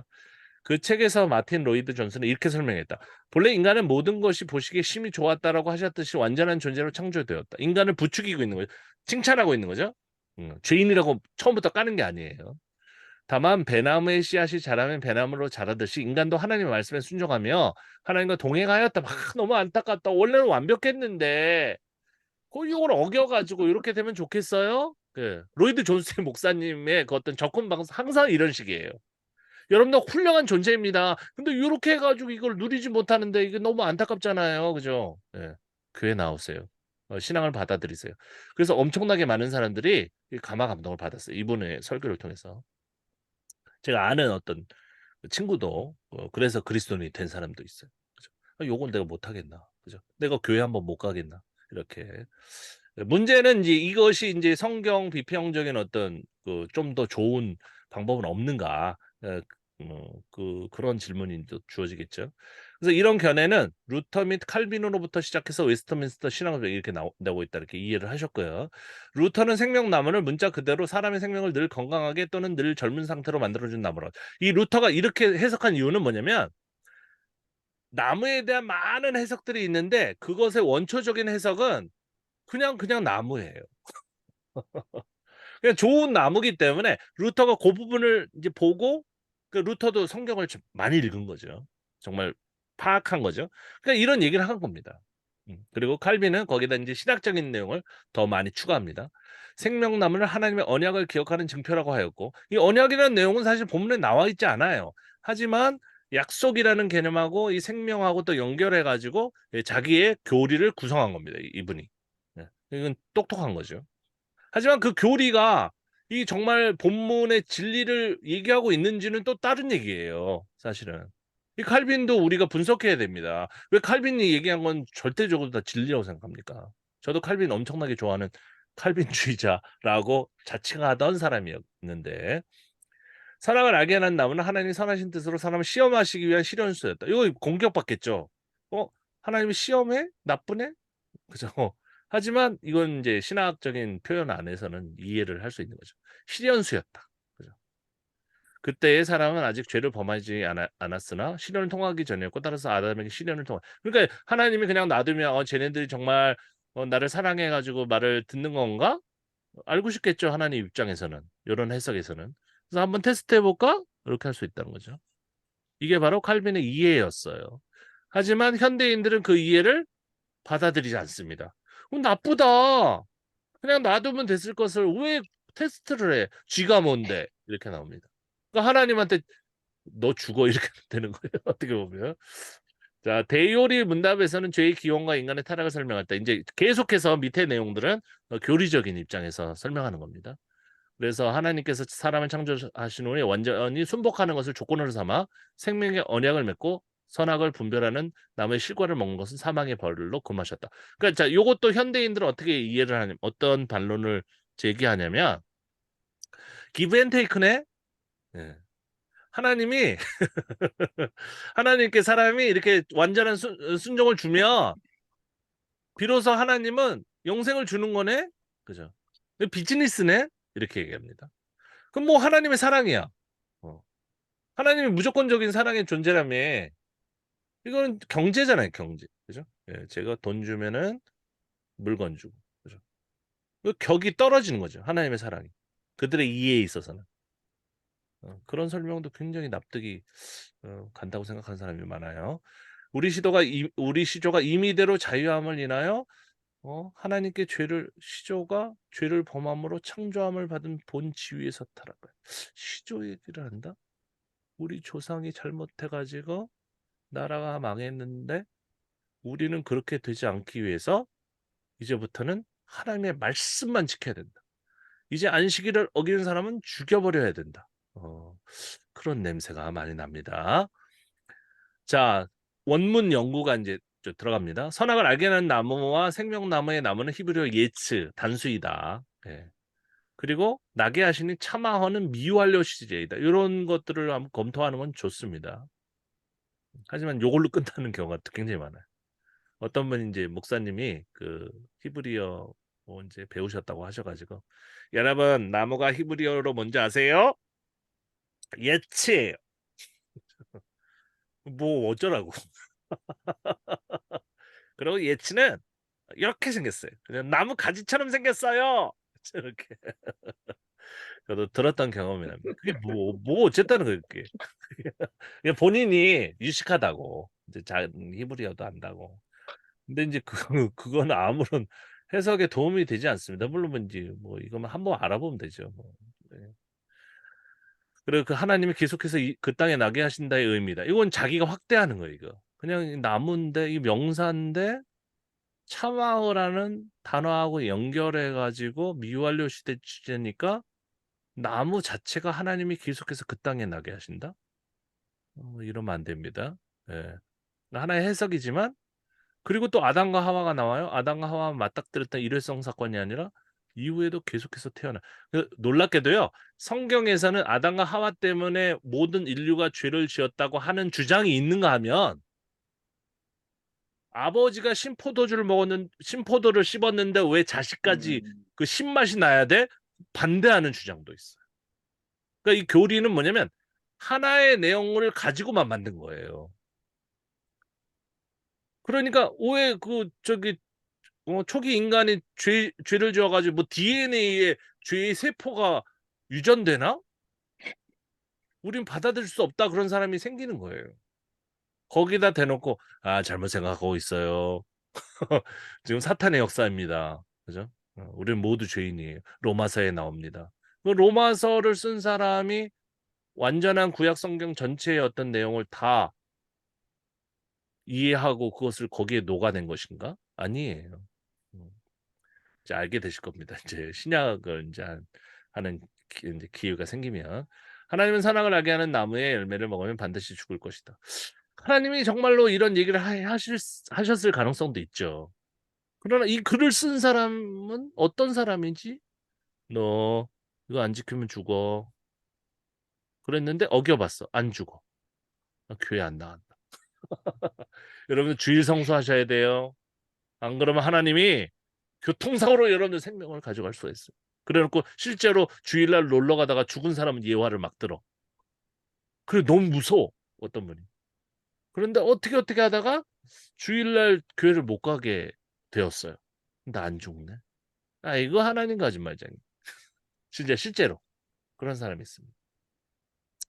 그렇게 협박하지 말고 이 왜 이런 본문이 여기 있지요? 그리고 이 글을 쓴 사람은 도대체 무슨 생각으로 이렇게 협박을 하는 것일까요? 한번 생각해 봅시다 하는 것이 훨씬 좋습니다. 그래서 이거 막 분석도 해놨어요. 배용 이거 이제 원문으로 다 또 자기 배웠다고. 배움, 나래, 아칼, 먹는, 민으로부터 기초적인 히브리어 단어입니다. 무트 죽어서 죽음이죠. 타무트 죽음으로입니다. 그래서 먹으면 죽는다. 죽음에서 죽음에 이르게 된다는 거죠. 여기 나와 있잖아요, 성경에. 성경 말씀 하나님의 말씀을 믿으세요. 여기 보세요. 하나님의 말씀을 안 지키니까 어떻게 된다고요? 죽는다고 하나님이 말씀하셨어요. 주어가 하나님이에요. 그죠? 여러분은 죽습니다. 죄인이기 때문에 이런 식으로. 그래서 또 무트라는 단어는 십자가에 못 박힌 말씀. 이건 어디서 나온 건지 모르겠죠. 어쨌든 이제 구약 성경 얘기하고 있는데 갑자기 또 십자가가 나왔다가 이제 저는 이런 걸 아주 싫어해요. 구약 성경 얘기하는데 막 예수님 얘기하고 막 그러면은 좀 성의가 없어 보여요. 성의가. 자연스럽게 예수님 얘기로 연결되면 모르는데 처음부터 예수님 얘기를. 성경에서 무태의 죽음은 바로 예수 그리스도의 십자가의 죽음을 뜻합니다. 그렇죠. 나무 얘기하다가 바로 예수님. 그러니까 교리를 하는 분들은 그냥 빨리 예수님 얘기만 하고 싶어해요. 그냥. 이거 해석이고 뭐 필요 없어. 그냥 조금 나는 히브리어 알아요. 내 말은 이제 옳겠죠? 그리고 저는 배움도 알아요. 아칼도 알고 무투, 타무투 다 알아요. 그죠? 그러니까 내가 얘기하는 건 진리예요. 그래서 예수 그리스도의 십자가의 죽음이 바로 나무입니다. 네. 옛날 사람들은 다 속았어요. 저 목사님이 정말 많이 하시는구나. 하지만 지금 사람들은 너무 성의 없다. 네. 성경을 얼마나 많이 하는지. 예, 제가 이제 교회 탈퇴하신 분들하고 많이 했잖아요. 놀래. 신학을 했나? 내가 선악과를 먹지 말아야 한다는 것은 그것을 먹고 죽어야지만 내가 선악과를 먹으면 안 된다는 것을 비로소 알게 된다는 것입니다. 이렇게 깨달은 자에게 생명나무가 주어집니다. 이건 웃기죠, 그죠? 생명나무의 의미가 인류 전체의 타락이에요. 그런데 뭐예요? 우리가 이제 먹으면 안 된다. 이미 먹었잖아요. 우리 DNA 안에 그 선악 죄가 있잖아요. 근데 먹지 않을 기회가 또 주어집니까? 그렇죠. 그래서 깨달아서 우리가 그럼 생명나무가 예수 그리스도가 또 주어진다 이렇게 해석할 수도 있지만 한번 저를 또 고민해 보세요. 여기 온땅교회 한성민 목사님 제가 개인 블로그도 한번 들어가 봤는데 이게 주셔가지고 부흥하실 것 같아요. 부흥. 예, 부흥하실 것 같아요. 이게 저는 말재주가 없어요. 여러분들 이제 느끼게 되실 겁니다. 저는 말을 이렇게 못해요, 말을. 그런데 진짜 달변인 분들 많아요. 근데 자세히 듣다 보면은 혹한데 성경 해석에 있어서는 좀 아쉬워요. 아쉽습니다. 뭘 설교해도 다 예수 그리스도. 뭘 설교해도 다 십자가. 그죠? 그러니까 이제 성경 준비를 할 필요가 없어요. 그냥 골프 치러 가는 거예요. 그냥 갔다 와서도 그냥 예수님만 얘기하면 되는 거죠. 예수님으로 관통하는 구약 성경 뭐 이런 거. 성경에 나오는 사랑을 알게 하는 나무와 생명나무는 하나님께서 인류에게 예수 그리스도를 통해서만 다다를 수 있는 참된 영생의 의미를 알리기 위한 것이다. 아담과 하와의 잘못된 선택을 거울 삼아 날마다의 삶 속에서의 선택의 중요성을 알기 위한 것이 아니다. 우리가 예수님을 영접하기 위해 선택한 믿음의 결정줄서 은혜임을 이런 것으로 한다. 할렐루야. 자, 대단한 신앙이에요. 그죠? 하나님이 인간을 골려주려고 선악과 딱 만들어가지고 네가 내 말을 듣나 안 듣나 한번 보자. 그렇게 했는데 이게 은혜입니다. 대단한 은혜죠. 그죠? 하나님이 날 죽여도 난 믿는 거야. 하나님. 네. 할렐루야. 네 자식 죽여라. 그럼 하나님 믿는 거예요. 너 죽이려고 하잖아. 이렇게. 너 이슬람 선교 가. 그죠? 가서 죽었어. 그래도 하나님의 은혜다. 근데 일반적으로는 좀 받아들이기 어려운. 그죠? 왜냐하면 논리 구성이 촘촘하지가 않기 때문에. 일반 사람들은 특별히 청년들 있잖아요. 이런 식으로 제시를 하면은 뭐야? 뜬금없다. 무슨 소리를 하는지 모르겠다. 여러 가지 반응이 있습니다. 하여간 여러분들 수고를 많이 하셨고요. 예. 자, 봅시다. 이것도 다 찾아봐야죠. 무슨 나무, 예수님 너무 무성의하잖아요. 안 그래요? 전 다 찾아봤어요. 창세기 보면 열매 맺는 나무를 내니 이런 구절도 있단 말이에요. 생명나무 전에 열매 맺는 나무를 내니 그러니까 나무는 열매 맺는 나무가 좋구나. 하나님이 참 좋아하셨구나. 그러니까 나무는 유실수가 좋구나. 이런 내용이 있죠. 그다음 생명나무라는 독특한 표현이 있습니다. 이런 표현은 드물어요. 성경에 거의 나타나지 않습니다. 이럴 때는 고대 근동에 비슷한 시기에 있었던 문헌들을 좀 참고할 필요는 있어요. 여러분들은 안 하셔도 됩니다. 제가 알려드리면 되니까. 그리고 쭉 나가서 이거 다 보세요. 레위기 14장 49절에 보면 그는 그 집을 정결하게 하기 위해서 새 2마리와 백향목을 사용한대요. 나무가 이 구절에서는 종교적인 용도로 사용됩니다. 나무가 종교적인 의미로 사용됩니다. 그 다음에 밑에 구절 레위기 26장 4절에 보면 또 열매 맺는 거죠. 유실수 비슷한 거죠. 창세기 1장 12절이나 레위기 26장 4절이나 똑같아요. 열매 맺는 나무가 좋다. 그죠? 그 이상의 의미는 없어요. 여기는. 그런데 레위기 26장 20절을 보니까 수고가 헛되일지라 땅은 그 산물을 내지 아니하고 땅의 나무는 그 열매를 맺지 아니하리라. 나무가 부정적으로 사용된 겁니다. 너희들 하나님의 율법 안 지키면은 너네 먹을 과일 없어. 예? 지금 성벽 재건해야 되는데 헌금 안 해? 너희 집만 짓고 있어? 너희 잘 되나 보자. 네. 이렇게. 그 다음에 사무엘하 5장 11절 보면 두로왕 히람이 다윗에게 사절들과 백향목과 이게 나무는 뭡니까? 성전 재료란 말이에요. 성전 재료로 또 쓰인 경우도 있습니다. 그다음 밑에 구절 사무엘하 21장 19절에 보면은 무기로 사용되는 나무가 있습니다. 무기 재료 창자루 이게 예스거든요. 나무거든요. 이렇게도 나오고 저는 아주 굉장히 오래 봤지만 여러분들이 이 자료를 제가 올려드릴 테니까 또 하나씩 좀 시간을 내서 보세요. 그리고 이사야서 30장 33절에는 또 나무가 불과 많은 나무가 있은즉 여호와의 호흡이 유황 개청 같아서 이를 사르시는. 그러니까 불을 해가지고 심판을 하시는데 나무가 필요해. 장작이 필요해요. 이 나무는 풍요를 뜻하는 유실수가 아니에요. 심판을 뜻하는 나무입니다. 그죠? 이렇게도 사용된다. 그 다음에 뭐 41장 이사야서 41장 19절에 보면 광야에는 백향목과 몸을 심고 광야의 사막에다가 나무를 왜 심어요? 사막에는 잣나무와 소나무와 백향 나무를 마구 심어요. 그죠? 회복이죠, 회복. 그래서 이사야서 41장 19절은 귀환기의 소망을 나타내고 있는 거예요. 우리가 나무만 얘기해보자. 옛날 우리가 그 과일나무가 많았어. 솔로몬 때. 솔로몬이라는 그 시대는 황금기도 아니야. 그런데 이들이 나중에 막 이야기를 부풀려요. 솔로몬 시대가 고고학적으로 무슨 근거가 있습니까? 별로 없어. 아무것도 없어요. 그렇게 황금기인데 성전 뭐 벽 하나 남아 있고. 근데 어쨌든 간에 그것도 나중에 진 거잖아요. 그러나 옛날 얘들 알아? 우리가 나라 뺏기 전에는 우리나라가 잘 나가는 나라였어. 그때는 막 그냥 곳곳마다 과일나무가 있어가지고 우리가 그냥 지나가다 따먹었어. 사실은 아닌데. 네. 그 환상을 불어 넣어야 이 사람들이 고향으로 돌아가지요. 지금 미국에서 살고 있는데 우리나라가 그냥 적과 꿀이 흐르는 땅이야. 어? 갈래 안 갈래? 안 갈래요? 저는 벌써 미국에 적응됐어요.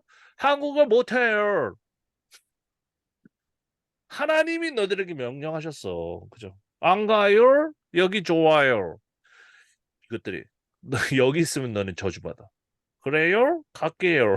이런 식으로 이제 가는 거죠. 이 나무는 회복의 나무예요. 그러니까 나무가 그 나무들이 그 좋은 나무들이 있었는데 하나님 말씀 안 듣고 하나님 섬기지 않고 바알도 같이 섬기니까 다 탔어. 어떻게 해야 될 것 같아? 어. 광야가 뭡니까? 돌아가는 지역이에요. 바벨론에서 자기 땅으로 돌아가는 게 죄다 사막이란 말이에요. 거기서 출애굽기 이야기가 많이 나왔겠죠. 예. 왜냐면 광야로 나왔는데 가기 싫어. 그때 비행기가 없잖아요. 그죠? 옛날에 모세라는 사람이 있었는데 그 사람을 따라가니까 그죠? 적과 꿀이 흐르는 땅으로 갔었어. 따라올라 안 따라갈래요? 그런 식으로 엄청 이야기를 많이 이제 물론 이야기 자체가 거짓말이라는 게 아니에요. 그 이야기가 점점 이렇게 가지를 치는 겁니다. 그 다음에 이제 에스겔 26장 12절은 네 제목과 네 나무를 전부 물 가운데 던질 것이다. 이게 뭡니까? 이건 나라가 멸망할 때의 배경이겠죠. 그러니까 한번 생각해 보세요, 여러분들이. 그 다음에 뭐 학계인가요? 학계 2장 19절은 열매를 맺지 못하느니라. 왜요? 우리 나라가 없고 하나님 안 섬기기 때문에. 그래야지 망하는 거예요. 그죠? 예. 근데 여기 보세요. 잠언 13장 12절에 소원이 이루어지는 것은 곧 생명나무니라 이렇게 처음 나옵니다. 생명하고 나무가 연결되어 있어요. 그렇다면 창세기의 생명나무와 이 생명나무가 똑같을까? 제 읽지는 않겠습니다. 시간상으로. 하지만 전체 본문을 비교하면 똑같은 내용이 아니에요. 여기 생명나무 나왔네, 저기도 생명나무 나왔네, 연결하면 안 된다는 거예요. 그래서 똑같은 게 아니에요. 그러니까 이 생명나무라는 내용은 그냥 막 그 활기찬 나무라는 뜻이었다는 거예요. 그런데 누가 거기다가 이 신학적인 의미를 더했을까요? 네, 궁금한 거죠. 쭉 가서 또 뭐 느헤미야 9장 25 이거 귀향기의 본문이잖아요. 그러니까 뭐 과목을 찾아요. 뭐 포도원, 감람원, 좋은 나무 막 얘기하는 거죠. 그건 큰 복이다. 좋은 나무는 복이에요. 하나님이 주신 복이란 말이에요. 그죠? 예. 그 밑에는 뭐 중복됩니다. 여기 그 역대상 20장 5절에 보면 다시 블레셋 사람들과 전쟁할 때 야일의 아들 엘하나니 가드 사람 골리앗의 아우 라흐미를 죽였는데 이 사람의 창자로는 베틀체가 이게 본문하고 다릅니다. 원문은 골리앗을 죽인 거예요, 원래는. 그런데 이제 아우로 둔갑했고요. 왜 그러냐면 골리앗을 죽인 사람은 다윗이어야 되거든요. 근데 어떤 사본에는 엘하난이라는 엉뚱한 사람이 나타났단 말이에요. 이 모순을 사본의 모순을 고치기 위해서 번역본에는 전부 다 이렇게 엘하나라는 사람은 골리앗의 아우를 죽였고 다윗이 골리앗을 죽인 것으로 이렇게 바꿔놨어요. 그죠? 예, 이게 성경의 본문은요, 글은 무호하지 않아요. 예. 여기에 잘못이 없다고 얘기하면 안 됩니다. 아무도 믿지 않아요. 그러나 이 하나님의 말씀을 우리 하나님의 말씀을 받는 이유는 이 안에 들어있는 가치를 우리가 받는 거예요. 그렇기 때문에 이 문자로 막 이렇게 막 얼기설기 돼 있는 부분들은 우리가 철저히 비평해 가지고 뜯어내야 되는 거예요. 그래야지 그 안에 보화가 있는. 어쨌든 그래서 제가 다 봤더니 나무는 여러 가지 내용으로 정리가 되더라. 풍요를 뜻할 수도 있고 그냥 단순히 목재의 나무일 수도 있고 무기를 뜻할 수도 있고 그리고 심판을 뜻할 수도 있더라. 그런데 특이하게 생명 플러스 나무는 창세기만 나오더라. 예. 그쵸? 뭐 이래서 다른 것들을 인제 참고하는 거죠. 요 책 그 Ancient Near 그죠? Eastern Text 그죠? 안넷라고 합니다. 굉장히 유명한 책인데 한국어 번역본도 있어요. 그런데 제가 한국어 번역본의 내용을 잘 모르다가 전 영어 책만 보다가 이렇게 누가 인제 보고 싶다고 그래 가지고 영어보다는 한국어가 쉬워 가지고 추천을 했는데 세상에 이걸 번역하면서 쪼금씩 바꿔 놨어요. 그러니까 이거를 번역하면서 신자들의 신앙에 문제가 생길까 봐 뭐 빼놓고 막 그랬더라고요.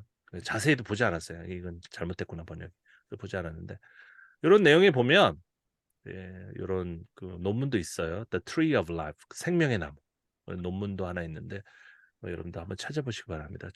그 브릴에서 인제 출판된 좀 1966년에 출판된 책인데 저는 다운로드가 안 되더라고요. 그래서 일부분만 제가 가지고 있는 이제 남아 있는데 이 고대 근동의 그 역사라는 것은 굉장히 오래됐습니다.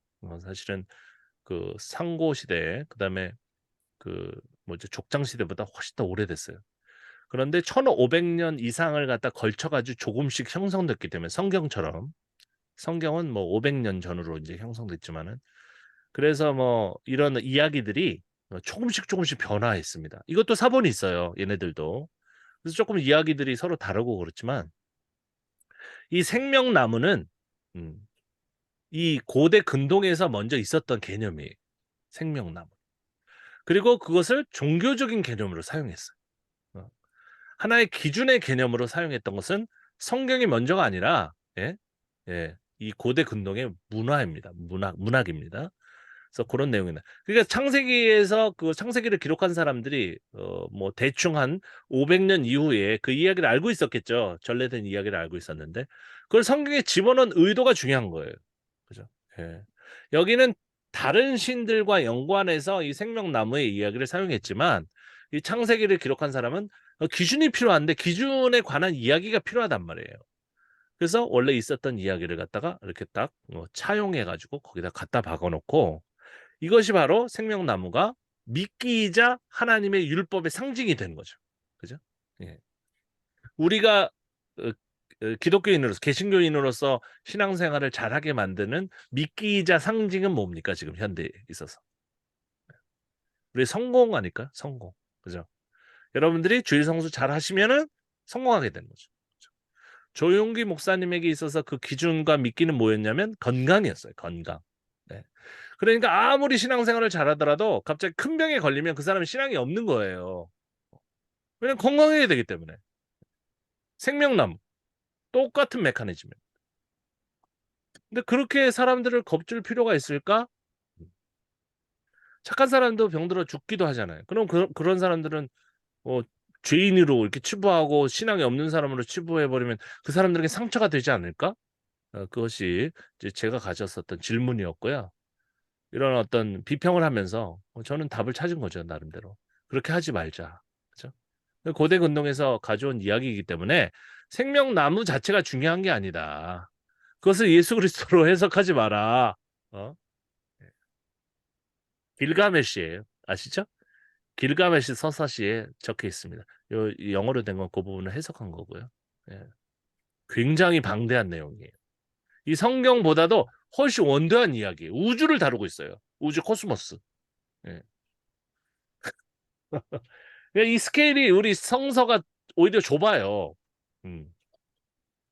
더 많이 알려져 있어서 그렇지. 네. 물론 이제 길가메시 서사시가 뭐 대단히 위대한 뭐 하나님의 책이다 그렇게 이야기하는 건 아니지만 이 생명나무 내러티브는 거기서 따온 게 확실합니다. 예.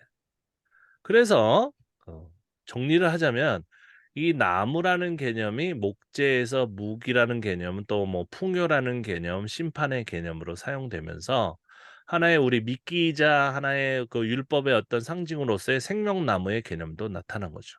그렇다면 제가 질문을 드리도록 하겠습니다. 저도 사실 이 나무에 대해서 엄청나게 많이 봤거든요. 330회 제가 다 찾아보고 정리를 한 거예요, 이거는. 그러나 뭐 아홉 회는 무슨 내용이고 그다음에 뭐 한 해는 무엇이다 이건데 이것은 지금 우리가 보는 창세기하고는 관계가 없기 때문에 그러니까 모든 새로운 본문 구절에 대해서는 처음부터 다시 해야 돼요. 내가 나무가 예친 걸 알아요. 저는 310회 찾아봤어요. 그 내용을 갖다 이렇게 나눠가지고 정리했어요. 뭐 어쨌다는 거예요. 예. 다시 겸손하게 말씀 앞에서. 네, 이걸 정말 알고 싶습니다. 하나님 알려주세요. 그리고 지금 생명나무 창세기에 나오는 그 구절을 놓고 이것은 지금 시편 구절을 놓고 지금 나무를 찾아본 거거든요. 한국어로 여러분 찾아보면 돼요. 인터넷 뭐 검색 기능을 사용해 가지고 하나씩 다 읽어보세요. 그래서 창세기 본문을 놓고 읽으면은 대략적으로 이런 구도가 나오는데 그러면 누가 어느 시대에 이 생명나무라는 이런 어떤 그 장치 상징을 이 본문에다가 놓았을까요? 그것도 다른 것도 아니라 창세기라는 이 앞쪽에 있는 책에다가 이것을 놓은 이유는 무엇일까? 굉장히 궁금하지 않을 수가 없습니다. 우리 하정우 선생님, 네. 누가 이런 이야기를 써가지고 여기다가 놓은 것 같습니까? 왜?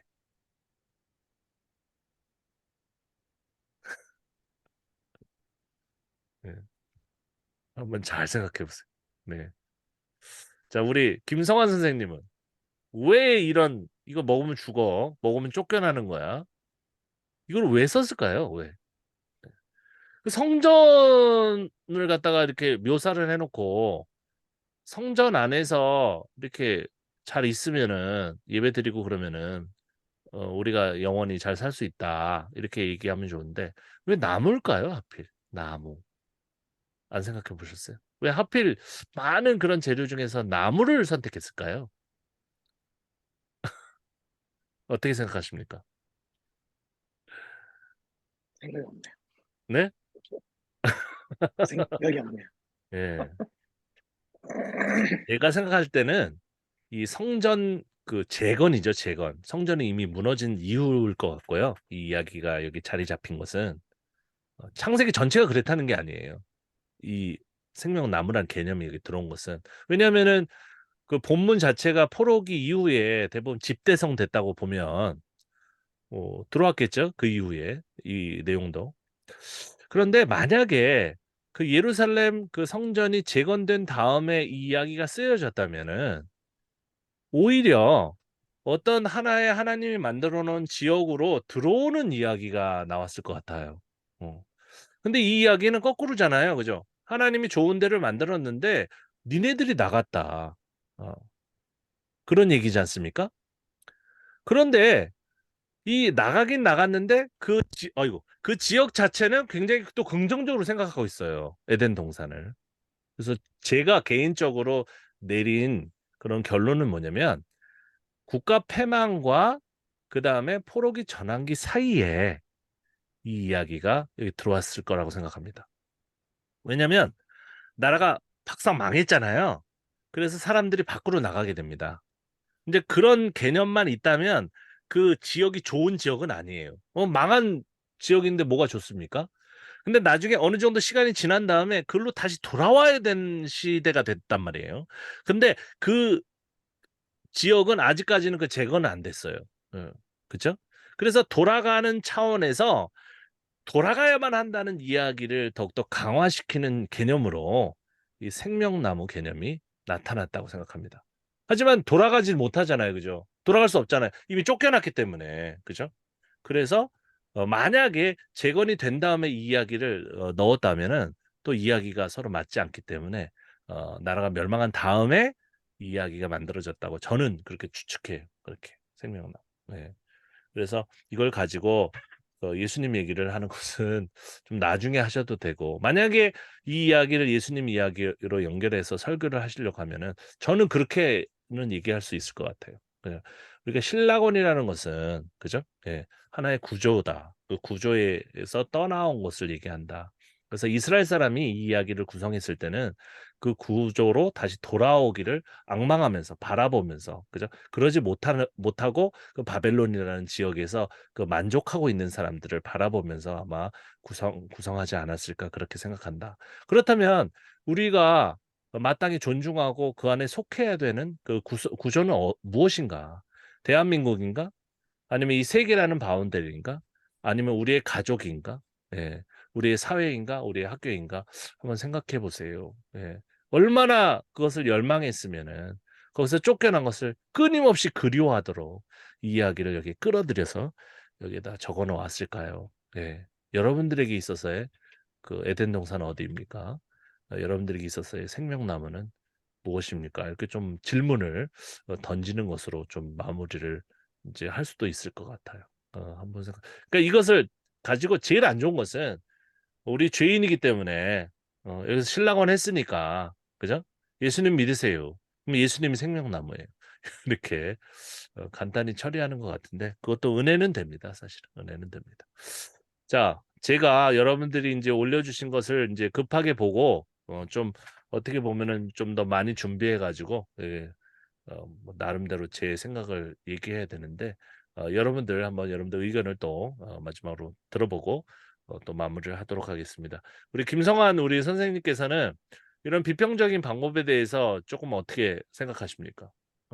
엉터리 같다. 2번. 아니다. 뭔가 계속 파보면 좋은 게 나올 것 같다. 3번. 그래도 교리가 간단하고 우리가 다 이해하기 좋다.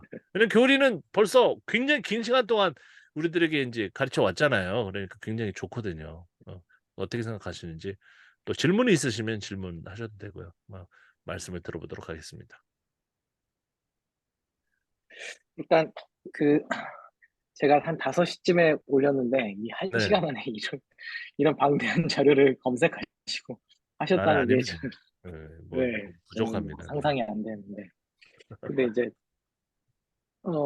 처음에는 사실은 이제 그 아까 말씀을 드렸다시피 생명나무 그 설화라고 해야 될까? 그 이야기 자체에 네. 사실 궁금증이 되게 많았고 평소에도 사실 관심이 많았고 네.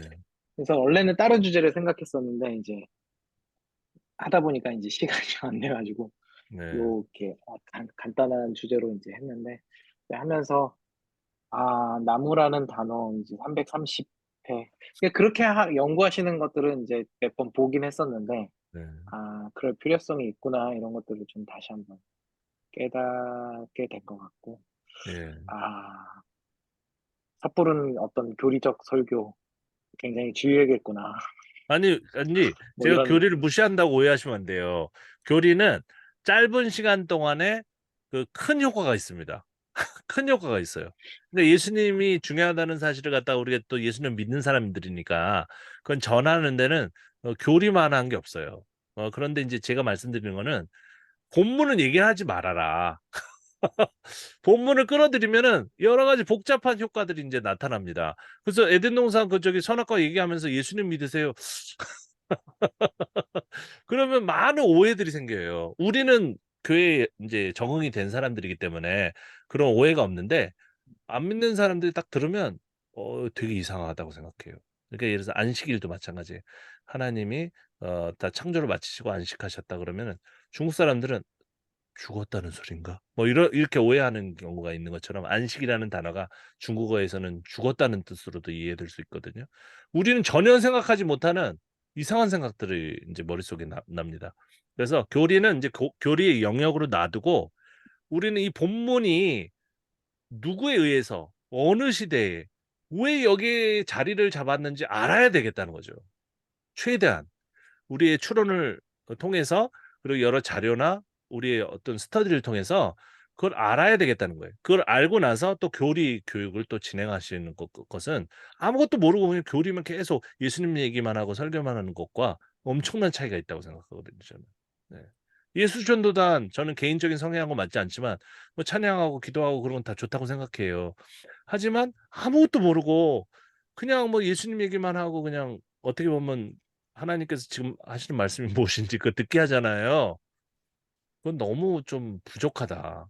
그런 생각이 들었습니다. 네. 교리 저 반대하지 않습니다. 제가 교리 교육을 엄청나게 오래 시켰던 사람이에요. 예. 그래서 세례 받기도 하고 그랬는데 오해하지 마시고. 오늘도 그 제 친구 목사들이 와가지고 송모 목사님은 페이스북에 쓰는 글을 보면은 불신자 같다고 불신자 같다고 그래서 제가 그 앞에서 무릎을 꿇고 눈을 감고 예수님 제 마음 아시죠? 저도 예수님 잘 믿고 있어요. 그랬더니 아닌 것 같은데 그러더라고요. 자, 우리 하정원 선생님은 또 하실 말씀이나 아니면 질문이나 뭐 이런 거 있으십니까? 저는 그 수렴에서 느꼈던 게 있어요. 네, 목사님과 어떻게 풀었을까?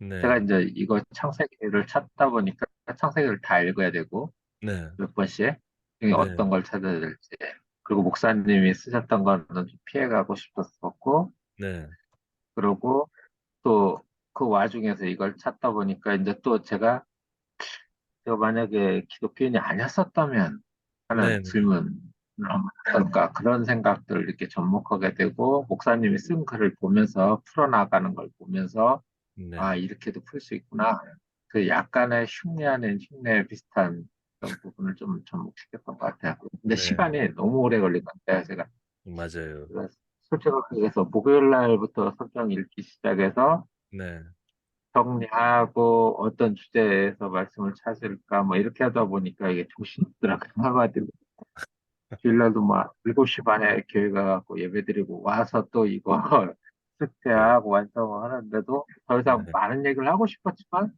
이게 잘 글 써지는 건 안 되더라고요. 예, 솔직히 말씀.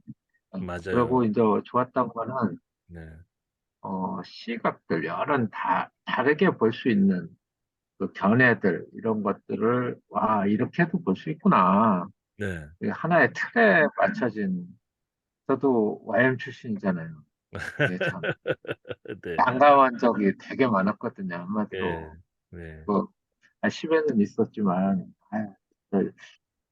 거기 있으면 뭐해 똑같은데 내 자신이 또 다른 세계가 있을 거라는 걸 또 알고 박차가 네, 나오고 네, 이런 부분들 근데 도움이 안 된 건 아니에요. 네, 여러 가지 그럼요. 뭐 성경 연구학교나 뭐 상담학교나 뭐 DTS나 LTS 뭐 별 학교를 다 가봤지만 네, 그래도 뭔가는 다른 게 있을 것이다. 왜 내 자신은 잘 안 변하니까 뭔가 네, 고집하고 음, 쉽게 화를 내고 그러다 보니까 다른 사람들이 보여지는 거예요. 아, 다른 사람도 오죽하겠지. 나를 보면 화도 내고 저 사람 이렇게 뭘까 할 정도로 그렇게 보다 보니까 네, 뭔가 다른 세계가 있을 거다라고 생각했을 때 목사님 책을 보면서 아, 이렇게 볼 수 있는 이것도 괜찮은데? 라고 이게 흥미거리.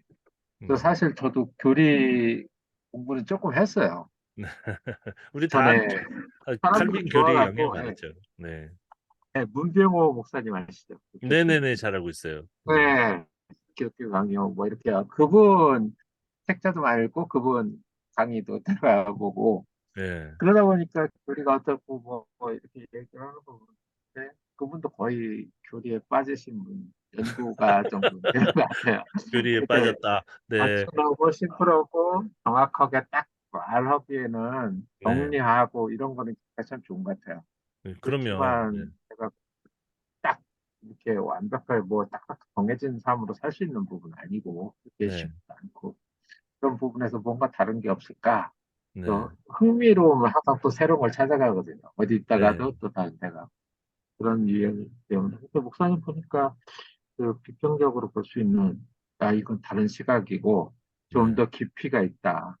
네. 이거 뭔가 내가 알지 못하는 뭔가 있다는 거에서 그게 꽂혀서 그 책 계속 읽게 되고 네. 어떻게 풀어나가셨나 아니면 어떻게 말하나 아야 저걸 자료를 다 찾고 그 많은 지식은 없기 때문에 제가 찾기는 좀 쉽지는 않았고요. 네. 그런 부분들. 그리고 그러니까 이제 이제 아, 여러분들이 이걸 하셔야 그거는 돼요. 예. 이게 해내야 됩니다. 오래 걸리긴 하는데 어느 네. 순간에 방법을 노하우를 찾으면 자기만의 노하우가 돼서 아 이렇게 거기에 대입한다면 어느 순간에는 이게 될 것 같다라는 생각. 네. 그러니까 이제 이 지금 방법은 좀 산만해 보이기도 해요. 교리적인 또 딱 끝나는 그런 게 아니에요. 제가 한 네, 것도 부족할 수 있기 때문에 여러분들이 더 잘 해낼 수 있어요. 근데 이제 방법론은 똑같아요.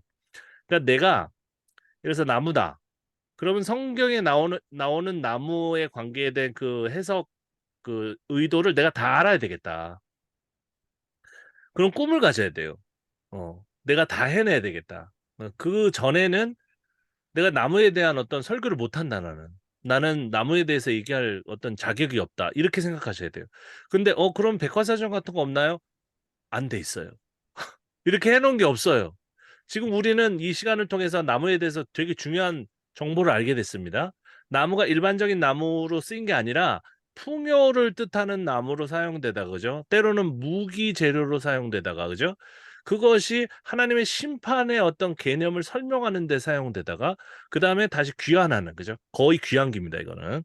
그래서 하나님이 이제 하나의 바운더리 사회적인 공동체든지 아니면 축복을 받는 터전이든지 그걸 만들어 놓고 거기서 벗어나고 들어가는 데 있어서의 그 하나의 시그널로서 재료로서 나무를 선택했다는 거죠. 그죠? 이것을 우리가 발견한 거예요. 예. 이것을 우리가 딱 캐치하기까지가 굉장히 시간이 많이 걸려요. 그 모든 본문을 다 봐야 되잖아요. 그죠? 예. 창세기를 중심으로 해서 이걸 찾아내자는 것이고 그리고 또 첩이라는 개념도 우리가 알게 됐잖아요. 성경이 얘기하는 첩이 뭔지를 우리가 알게 됐단 말이에요. 어느 본문에서는 그게 일반적인 재산이었는데 여자로 이렇게 시대가 바뀌면서 존중하고 가족의 일원으로서 존중하다가 이 종교화 사회가 되면서 첩을 인정하지 않게 되는 그런 어떤 변화가 있었다는 거죠. 그죠? 그렇다고 우리가 첩을 인정하자는 얘기가 아니에요. 그렇게 오해를 한단 말이에요. 동성애자의 개념도 나중에 이제 나올지 모르겠지만은 어느 시대는 그걸 아무렇지도 않게 생각했어요. 그러다가 사회 일원으로 인정한 시대가 과거에도 있었고 그다음 완전히 죄인 그죠? 쓰레기로 생각해 가지고 죽여버려야 되는 대상으로 생각하는 사회가 있었다는 거죠. 그죠? 그러면서 그런 어떤 다각적인 어떤 관점들이 존재했는데 당신은 어떤 그 시대의 어떤 관점이 맞습니까? 그리고 질문만 던져주면 되는 거예요. 그런데 대부분 팀 켈러 목사님한테 제가 좀 아쉬운 건 뭐냐면 왜 욕을 했냐면 그분은 그 다각적인 어떤 사고의 방식을 알고 있어요. 그래서 막 다양하게 설명합니다. 그러다 결국은 교리로 돌아오고 결국은 그 보수적인 걸로 돌아오니까 이런 어떤 교회 밖의 분들이 볼 때는 제가 권할 때도 아쉽다. 그죠? 그냥 이런 다양한 관점들이 다양한 시대에 존재했는데 그런 것들을 앞에다 늘어놓고 선택하세요. 이게 굉장히 현대적인 것이거든요. 그게. 이걸 해. 이게 아니에요. 이걸 하라고 하는 순간 거부감이 생긴다니까. 현대인은 그건 받아들이지 못해요. 저는 항상 그렇습니다. 어, 왕정 시대에는 이렇게 생각했고, 그 다음에 국가 멸망 직후에는 이렇게 생각했고, 그 다음에 이제 그 귀환기 때, 그죠? 회복할 때, 나라를 회복할 때는 이렇게 생각했습니다. 그죠? 그러면 우리 시대에 맞는 해석 방법은 무엇일까요? 얘기하는 거죠. 우리는 동성애자를 어떻게 이해해야 됩니까? 그죠? 이렇게만 해줘도 이게 동성애자는 무조건 성경에서는 죄인이라고 생각해. 이렇게 간단하게 설교하는 것 이상의 효과가 있다니까요. 어느 시대는 그렇게 죄인으로 생각하지 않은 시대도 있었구나. 그 첩을 두고 있는 것이 아주 당연하게 생각되는 시대도 있었구나. 그럼 우리 시대에 맞는 해석과 우리 시대에 맞는 가치관은 무엇일까? 그건 자기가 선택하는 거죠. 이렇게 이런 식으로. 그러니까 어려워요. 어려운데 굉장히 그 성경을 많이 알게 됩니다. 되게 많이 알게 되고 정확하게 알게 되는 거죠. 그래서 좀 설교 듣기가 점점 힘들어져요. 목사님이 이제 예를 들어서 우리가 나무 했잖아요. 근데 주일날 갔는데 나무 설교를 한단 말이에요. 그럼 저거는 저 본문은 그 포로시기가 아닌데 막 그게 막 돌아다녀요 머릿속에. 저 그냥 왕정 시대의 그냥 풍요로움을 얘기하는 건데 갑자기 예수님이 나오네. 비판하자는 게 아니라 그거를 어디가 문제인지 알게 된다니까요. 이렇게. 그러니까 오늘도 시간이 많이 흘렀는데 1시간이나 1시간 맥시멈으로 1시간 반에 끝내야지 이 모임이 계속 지속되기 때문에 시간을 지키려고 했는데 애가 어쨌든 좋은 말씀을 해주셔 가지고 조금 좋은 시간이 됐던 것 같습니다. 다음 그 시간에 다음 주까지는 어려우시면 있잖아요. 창세기에 비슷한 본문을 아니면 제가 지금 그 보여드린 그 구절 중에서 그 하나 뽑으셔가지고 또 하셔도 돼요. 또 똑같은 거를 하셔도 되고요. 어, 정확히 보고 디테일하게 보는 게 중요하거든요. 근데 자세히 보고 내가 확신 있게 하는 게 중요하고. 예를 들어서 아까 본 것 중에서 그 첩 중에서 그 레위인 그 첩의 문제가 나왔잖아요. 사망 문제. 그 문제를 여기서 딸이라고 했다가 여기는 왜 또 딸이라는 말이 없어졌는지만 또 들고 파도 됩니다. 그렇게만 해도 돼. 그래서 거기서 깨달은 것을 그 말씀 나눠도 좋고요. 그게 중요한 거거든요. 그렇게 하는 방식을 이렇게 연마하는 게 중요하지. 뭐 성경을 뭐 창세기부터 해서 요한계시록까지 끝냈다. 그런 거는 별로 중요하지가 않아요. 그리고 그걸 하실 게 별로 없으시면 새로운 걸 도전하고 싶다 그러시면은 다음 주까지 출애굽기, 출애굽기 안에서 여러분들이 제가 뭐 하나는 얘기해 드렸죠. 그죠? 모세가 여러 가지 다양한 사람으로 나타납니다. 안식일에 나무하는 사람을 갖다 봤는데도 뭐 죽이지도 않아. 그리고 어디는 또 죽여라. 갑자기 말이 바뀌고 그죠? 예. 근데 또 모세도 첩을 두죠. 이 첩이라는 주제로 또 계속 가도 돼요.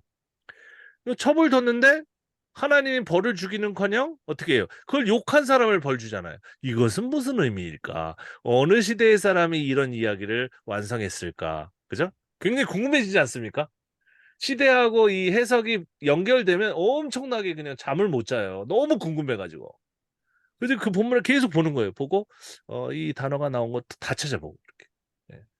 토라 율법은 몇 개가 나와요? 500개 넘게 나오는데 또 다 찾아보고 이렇게. 밤새워서. 그러다 보면은 밖에를 보면 새벽 4시야. 근데 아직도 몰라. 그럼 또 기도하고 계속. 예. 그러니까 성경을 사랑한다는 사람들은 사실 성경을 사랑하지 않는 거예요. 벌써 다 아는데 뭐 성경을 보지도 않아요. 매일 성경 큐티도 다 사랑하지 않는 사람들이 하는 큐티 교재예요. 하나님은 누구십니까? 예수님은 누구십니까? 그 나무 얘기, 첩 얘기 하는데 무슨 하나님 어디 있어 하나님이? 네.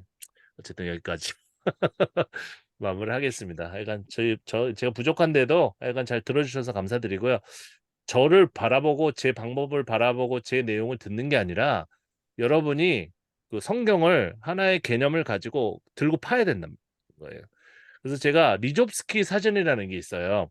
그건 독일어로 돼 있는데 그거를 갖다 제가 이제 복사해 놓은 게 있거든요. PDF로 만든 게 있는데 그거를 이제 단톡방에다가 오늘이나 내일 좀 커요 파일이 올려드릴 텐데 그게 뭐냐면 제가 지금 찾아놓은 거 있죠.